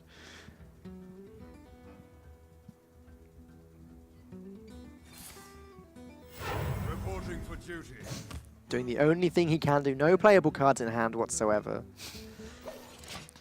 That is one thing I think I personally have had to, as a player, kind of, every time there's a taunt in the way and it lines up to where I can kill the taunt, I actually have to think like, well, do I really want to do that, or am I just conditioned to put minions into the taunt because it says taunt? Right. Yeah. But I don't really think they got anything out of that trade. And there's the high 5. The Hungry Crab comes out. Just exactly what... They're just waving goodbye to that Murloc. Yonatan can't believe it. He worked really hard to draw those 2 cards in the correct order. Strong words. Some people have all the luck. Now, Yonatan not in a good position at all. Consecration deals with the Tar Creeper. That is all. Rallying Blade does nothing. True Silver Champion... Well, no, they don't do nothing. They also just deal with the Tar Creeper. I guess True Silver Champion has to be the play, but you don't feel good about it. There are a lot of those situations where you have to make the play, but you're like, but I won't like it. And you feel even worse about it when you see the Acidic Swamp Ooze. Yeah. Meanwhile, I like how Czech Republic's demeanor has just totally changed since they were watching Yonatan draw that 1 and 2 drop. They were like very kind of down, and then they got the Hungry Crab and they're like, yeah, high fives, order pizza. They've had some more bananas since then. Yeah, their potassium levels through the roof. Yep. Yeah, but I think being on topic, I think True Silver Champion is just kind of the unfortunate play you have to make here. Yeah. I guess you could consider the Rallying Blade. If the Silverhand Recruit's going to deal 1 damage to the Hungry Crab anyway, Rallying Blade would have finished it off. It depends if you value... Mortal Coil could potentially come out and mess it up. Yeah. I guess that's the only reason I thought True Silver Champion was kind of mandatory. But no, Israel going to not value staying on curve. They're going to value having the bigger attack weapon later. Second Acidic Swamp Ooze, that's going to be a nightmare for Yonatan. Okay, so this tells us much more about the strategy, right? Like if you... Back in the day with Reno Lock, you have just the tech cards that are in there because you need to fill out the total deck list, but having double Acidic Swamp Ooze does kind of show you what they're targeting. Yeah. It does. If you're going to play this deck into like Aggro Druid, for example, you're not going to run double Ooze. I mean, they knew Yonatan was going to pick Paladin over the Warlock. Yeah. So they've sort of trapped Israel here with the Paladin deck. This is a strategy that has paid off. True Silver Champion going to come down and deal with the Hungry Crab, but then the second Acidic Swamp Ooze going to do its thing. This is just the counter card tutorial. Like if you were playing the very beginning of Hearthstone, it's like your opponent played a weapon, right? I wonder if Stansifka has to play the Swamp Ooze here. If you play the Ooze, you have to tap. At least might just be better here. I don't think you have to here. I mean, you you figure at some point this game is probably going long based on the style of deck you're playing. And there are going to be more weapons. Yeah, there's going to be the Ashbringer. And since you can't actually heal a bunch, that's 15 points of damage that could potentially hit you if you don't address it. Yeah. Yeah. I don't mind holding it here and just playing either Elise or Twilight Drake. They haven't really been tapping a whole lot, so it's kind of a question of like how much bigger does the Twilight Drake get for you? I don't mind Elise this turn, and then maybe tap Drake next turn. Sure. Yeah, that fits into the curve better. Elise, you put down a 5/5. It would lose to the Consecration plus the True Silver Champion, though, which may be what Stansifka's considering here, as he does tap into Blood Bloom. So the Blood Bloom Doom Dream Okay, is alive. if you haven't actually seen Blood Bloom, which is a potential thing, you pay 2 mana, and then the next spell you cast or costs health. Right. So you can play potentially, Doom, which we see in the hand there, for 10 health. And it's extremely powerful. Another Wow. ooze! Okay. 2 Acidic Swamp Ooze and a Gluttonous Ooze. Sorry to cut off your point there, Rob, but that I'm is shocked that we're seeing this. this again. This really tells you what the target is, and it also makes sense why they just felt so comfortable using that second Swamp Ooze. Yeah. Yeah. It makes All a right. lot of sense. This Ooze is going to deal with Tyrion's weapon later. There's a silence for the Tyrion. Tyrion just... This deck hates Murlocs and Tyrion Fordring. There are too many Ooze. Because now you won't, if you're silencing the Tyrion, you can't ooze the weapon afterwards. Well, there's probably another True Silver Yeah. hanging around somewhere. There'll be one. Although or the maybe other. not. Maybe not. There should be another True Silver or another Rallying Blade. At least one or the other. Another Tar Creeper. This is... Siphon turn? Do you siphon that? I don't see why not, actually.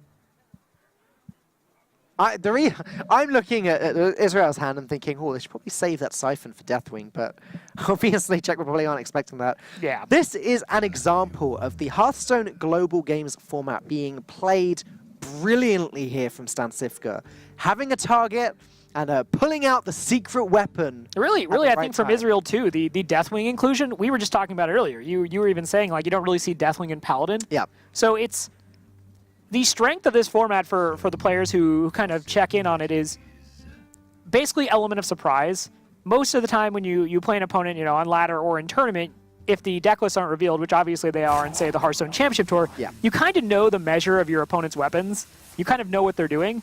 But cards like Deathwing, 3 Oozes, that really does kind of put things on its ear. And we're going to see that Blood Bloom come out.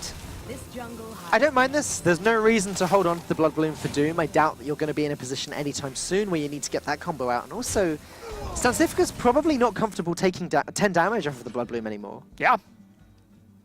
If you're ever comfortable taking damage off of it. Well, this is sad for Jonathan. Well, it's still going to take a little bit of effort to get through, so it's not as sad as it could be, right? Spellbreaker, double trade. The Twilight Drake lives. You can drop Tar Creeper as well. Oof. Or you could Hellfire, double trade, and play Gluttonous Ooze if you want to gain 5 armor, sorry. So many possibilities. Yeah, really just a testament to how powerful Tyrion is. That you have 2 cards that do a lot of work against it, but just that 6/6 body in the Divine I don't Shield. think you can waste the Hellfire, actually. I'd rather use Spellbender. But then maybe you want to save Spellbender for a Spike-Rich Tea later. Definitely good arguments to both sides of this. Do you use up the Hellfire, get the armor? Maybe okay, maybe there's a world where you just play the Tar Creeper and you let the Divine Shield go. He's hovering over Medivh. Is there a world where you just play Medivh and just ignore the Tyrion entirely?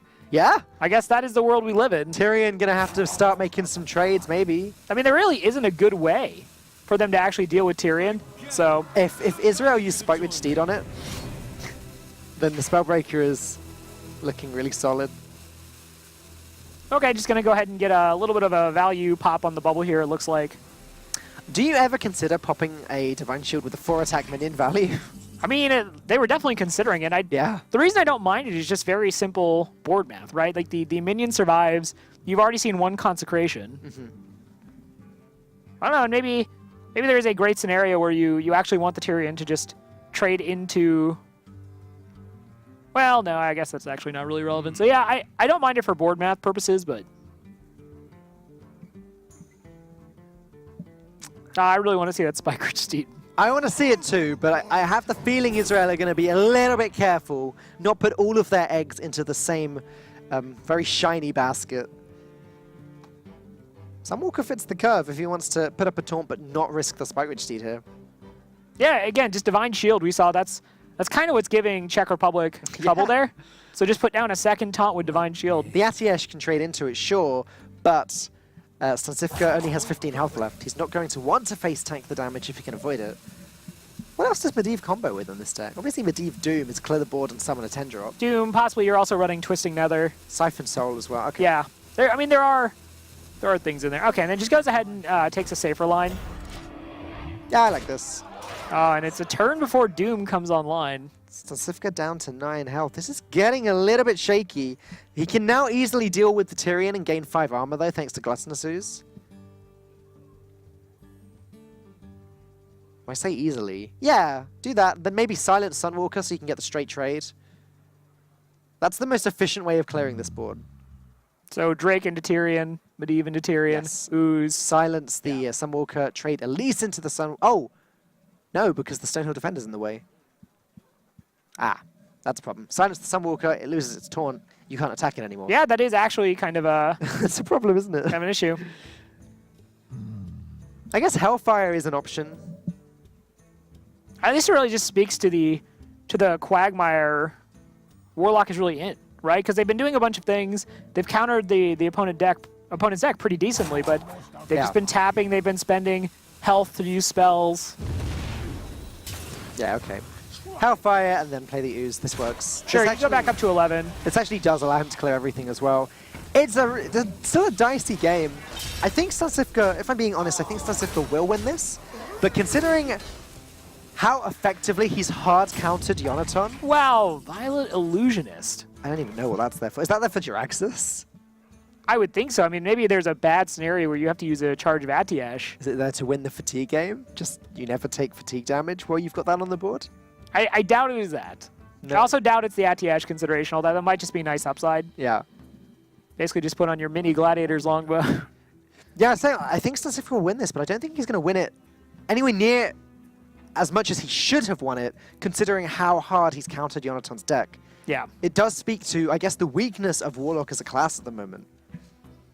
Oh man, if they load up on the board here, they just put down a bunch of Murlocs or something, and just go for the Megasaur value, that Doom is going to generate it's going to generate a 10-mana minion, but gosh, it just draw like entirely too many cards potentially. Yeah, I just got to completely mill. I mean, I guess you could do some trades first.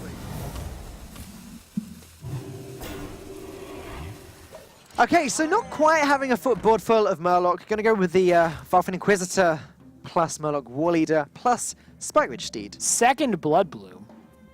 Who has enough HP to play 2 Blood We're definitely not going to be able to Blood Bloom out this Doom. That would just kill Stancifka. But what a way to go. It would, yeah. Well, that's true. He does it for you, viewers at home. Spellbreaker has to happen this turn. I cannot see it not happening. This only works on the simple-minded. I've never heard that sound. I must have heard it. You know what that quote's from, right? No? That's right, you're like 22. It's a Star Wars quote. Ah. Yeah. That's what it's for, though. It's for life tap. Well, I think it certainly has upside for the things we mentioned as well. Yeah. Yeah. But I hadn't even considered the fact. No, like, that's true. I think of that card and I just think weapon damage. But no, of course, it means you can life tap for free. Blood Bloom. While it's on the board, you don't take damage from Blood Bloom. Wow, this is like low key. What? What is this? Why aren't we all playing this deck? Because you've seen how many things it's countered and it's still almost dead, Dan. It just hit me like. No, I am legitimately learning things from this game. I did not come to Poland to learn, but I am learning. And Sifka, to be fair, again, if someone was going to bust this out. Such a great teacher. Yeah. I cannot wait to get them to talk us through this deck. Well, they still have to win first, and while they look like they're in a good position, Deathwing could just come out, and there is no answer for it. Oh, there's Doom. Well, okay, I guess Doom's an answer. It's a pretty efficient one, actually, at Yeah. that. Doom, and then next turn play Jiraxis. Put yourself back up to 15 again. Yeah. I feel like I have to like get used to Warlock cards. It's been so long since I've seen them, I'm like forgetting what Doom does. I'm like, oh, right, it kills things. Yeah, it's sort of just a different way you can go from Yogg-Saron. That is Yogg on the card. I was going to say, Yogg-Saron is on the So- card. You kind of got Yogg. It's just like a Yogg, you can Blood Bloom out, basically. Quickly. No, not quite. All right, so Consecration pretty much a whiff here. Would kill 2 minions, but eye for an eye. Yeah, I don't mind eye for an eye there. Stancifka's so low on health. Yeah, Seems fine. and you would think that in a perfect world this would be like getaway Kodo. Right. Getaway code of the Deathwing. I mean, I don't think they would take damage from the eye for an eye though, because the Illusionist. They shouldn't. Yeah. You're right. Unless there's some... I don't know. I've seen this card just once or twice, and it's been to win from Fatigue with a Cthulhu Warrior at some point. Like, Cthulhu Warriors sometimes used to play that and play double... I think it was Cthulhu Warrior, double Cold Light Seer. Cold Light Seer? Cold Light Oracle. And just, after the Cthulhu win condition's gone, you just win the game with it. Nope. Ah. Nice try. Nice try, Israel. Israel's just kind of like, they're not even upset they're in a losing position. They're just kind of tickled by this game. The upside for them is if they do lose here, they did at least take off, or take 2 games off of the Czech Republic, and match record's probably going to mean a lot at this stage. Yeah, right. The fact that they're only going to be losing probably 3-2 does mean they've still got a good shot at getting through. It does lower Czech Republic's shot at getting through as well if they don't manage to pick up any more wins. Now, looking at the pack there, they would be on 6 cards after the pack, so that is something to consider. Okay. Only get 4 cards in their pack. Calamos is one of them, though. That's some good healing, actually, if you can get it down. Play the Steam Surger first. Yeah. Or Tar Creeper. Yeah, they got options. Tar Creeper into Calamos. Basically, I want to say kind of guarantees Stancifka the win, because that's the only thing that he's going to be worried about at the moment, is taking too much damage. And healing back up to, what would that be, like 19? Seems good. Choosing not to play the Grimscale Chum because they don't have a Murloc in hand to get the buff. And saving the Deathwing as late as possible. That's the reason that I think you'd maybe want to play the Grimscale Chum. Yeah. You're going to Deathwing soon. Well, and I also think just maybe getting if you can get like a plus health buff on the Chum, maybe that is okay. It's 2-4. I mean, are you just living in a world where you just know next turn you're drawing a Murloc? Like, how long do you let that sit there? At least this way would have had upside. Yeah. Must move quickly. No, they just want to play double Megasaur. Okay, that makes more sense then. Can't quite get... Stealth on this would have been pretty good. Yeah. But not going to happen. It's just a 5-2. All right, well, Probably not too worried about the fact his hands. True Silver Champion. Way to BM your opponent. Let's play that. Not take any damage from it. Get some healing.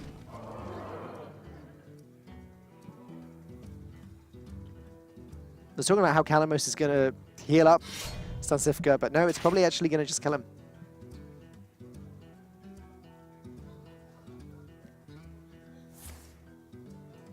Oh, Blood Bloom Doom, not taking any damage at all. That is just insane.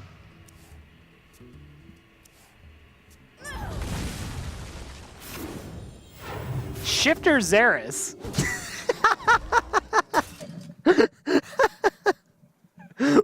What? That's BM. I am beside myself. That's BM. Israel are going to have seen that being milled. Like, what are we playing against? Well played. No. Deathwing. All right, well, if it sticks, It just doesn't it matter. wouldn't matter. Yeah, There's because 3 it's health. silver. Please win with Calamos. Please win with Calamos. Play the Calamos. Come on, Calamos. Do it. There's only one correct player. Oh, Jax no. Come on, bad. Calamos. Abyssal Enforcer isn't bad. No. Look at the little smile on Stancifka there. Gonna go with Calamos. Hit him for 6. Okay. Israel seemed to find this pretty funny, so that's okay. First win in stage 2. The For the reverse Czech sweep, Republic. yeah. The reverse sweep pulled off, and in, I would say, fashionable enough that that Frodan himself would take note. Yeah? Yeah. Celebrations all round from the team, though. All it took was the bananas. It is somewhere around game 3 that, guys, come on, we need Yeah. the potassium. We need it. Let's go. They start losing, like, hey, man, have you had a banana lately? He's like, actually, I haven't. They ate as many as quickly as they possibly could, and they got there. So let's take one last look at how this series went. And now, as you said, reverse sweep. Glacier and Murray picking up the first couple of games with the Aggro Druid and the Quest Rogue. But then, Czech Cloud, Yara, and Stansifka. Stansifka with the Warlock, with the Blood Bloom Warlock, getting that win he needed. It was quite close. His health got really low, but that Violet Illusionist really pulled her weight. Yeah, I mean, Sivka and all of Czech Republic, they're kind of going for not only the actual series win, but the emotionally destructive win. Like, they let him have 2 wins, like, sure, you're up 2-0, you got this. Then ate a banana, just go ahead and reverse sweep with a Warlock, with Shifter Xeris, and does Israel, like, just, what do they do? How do you recover from that? Yeah, Do you just say it's okay because it's Czech Republic? That's got to cause some tilt. We're hopefully going to, in a moment, have an interview with the team, the Czech Republic, and and find out what was going on here. All right. Hey, Team Czech Republic, congratulations for getting your win. You've got to talk us through this Warlock deck. Oh, we can't hear you, unfortunately. Hopefully that'll be sorted in just a moment. I really hope so, too. Hear us now? Now we can. Yeah, There we go. Awesome. Hello. Hi. Okay, Warlock deck, what is that? Secret. Okay. It's a secret deck. It was special attack for the global games. It's not ladder deck. It's just Sure. we did our research and they had Paladin very often on Ace, and we tuned the deck in order to beat Paladin, which helped. So. Well, yeah, you targeted it and the hard countered it pretty perfectly, so great job there. Another deck I wanted to ask about was actually the Mage, because it was a Discover Mage, but it was running Doomsayer Frostnova, so a lot of people have been choosing Volcanic Potion in that deck. Why do you run Doomsayer Frostnova? We wanted to beat Mage because we prepare for Mage, Mirror Mage, that's why we ran either of Secrets, and Doomsayer is better for Mirror Mage than Volcanic Potion. Now, I want to go back to the Warlock. Just one question, and feel free to not answer if it's a secret strategy, but why is Shifter Xeris in that deck? Because it's OP. Okay. Great way. That's a great way to end the interview. Yeah. Yeah. I think that's just a good way of ending the interview. Why Shifter Xeris? Because it's OP. Thanks, guys. Enjoy your victory. You've definitely earned it. We'll see you again next week. Yeah. I don't even want the explanation. I'm sorry, Rob, but why Shifter Xeris? Because it's OP. All right, let's go ahead and take in the replays. I don't even know how to process that interview. First game, it looked like Pogovac was going to take it nice and early. He got this huge Radiant Elemental. He even stole the Igneous Elemental there, but unfortunately for him, Murray was able to complete the quest and just deal the damage. Glacial Shard did a lot of work here. Mimic Pod picked up the Gadget Sand Ferryman. And yeah, Glacial Shards are pretty nasty when you can play it over and over and over again. Yeah, that's exactly what we saw. While we're going through these replays, I want to highlight something, because... Is it about the Warlock deck? No, I promise it's not. All right. Kind of. Anyway. We've seen people kind of come to the Hearthstone Global Games, and their mantra is bring the strong decks, queue the strong decks, and try to win with the strong decks. I think this is really, at least for me, the first time I've seen a team just call out, this is the way the unique format works, and this is how we can do work. And he even said they were targeting mages with that deck. They saw the mage there. They knew that the mage was going to get picked. They've studied up on Israel's playstyle, and they went for it. They brought that Warlock, knew the Paladin was almost always in the ace, and like, hats off to them. That is legitimately just master strategy. It's quite an eye-opener, and I think any of the pro players that have watched this, any of the players on the teams, may actually take away from that. There is more work you can do to work on your lineup here.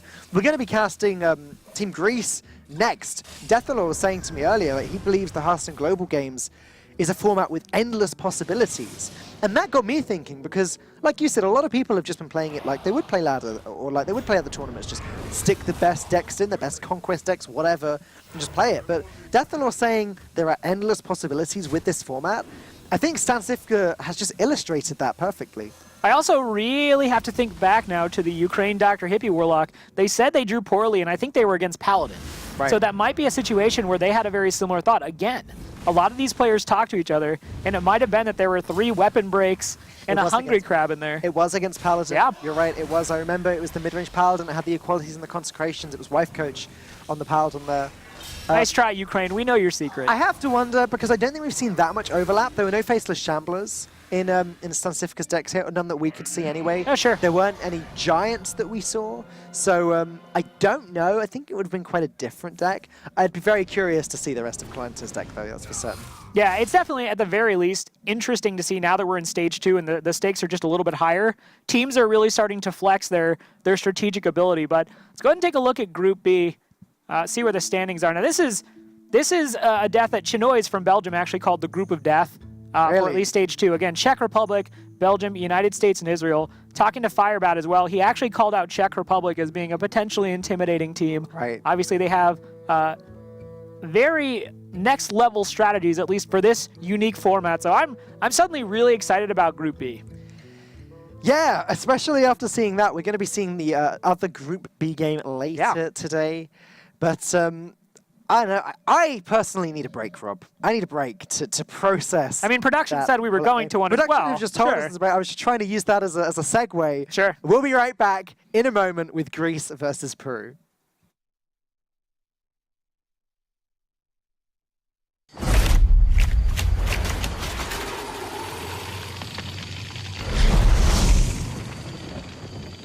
We're almost there. Quiet down, everyone. This is not like any of our previous expeditions. This will be far more ambitious. We're stepping into a land of primordial wonder. Infused with astonishing elemental energies. The plant life here holds very unusual properties. So don't touch anything. And while you may be excited to see the local fauna, you might want to make sure they don't see you. Because their powers of adaptation are devastating.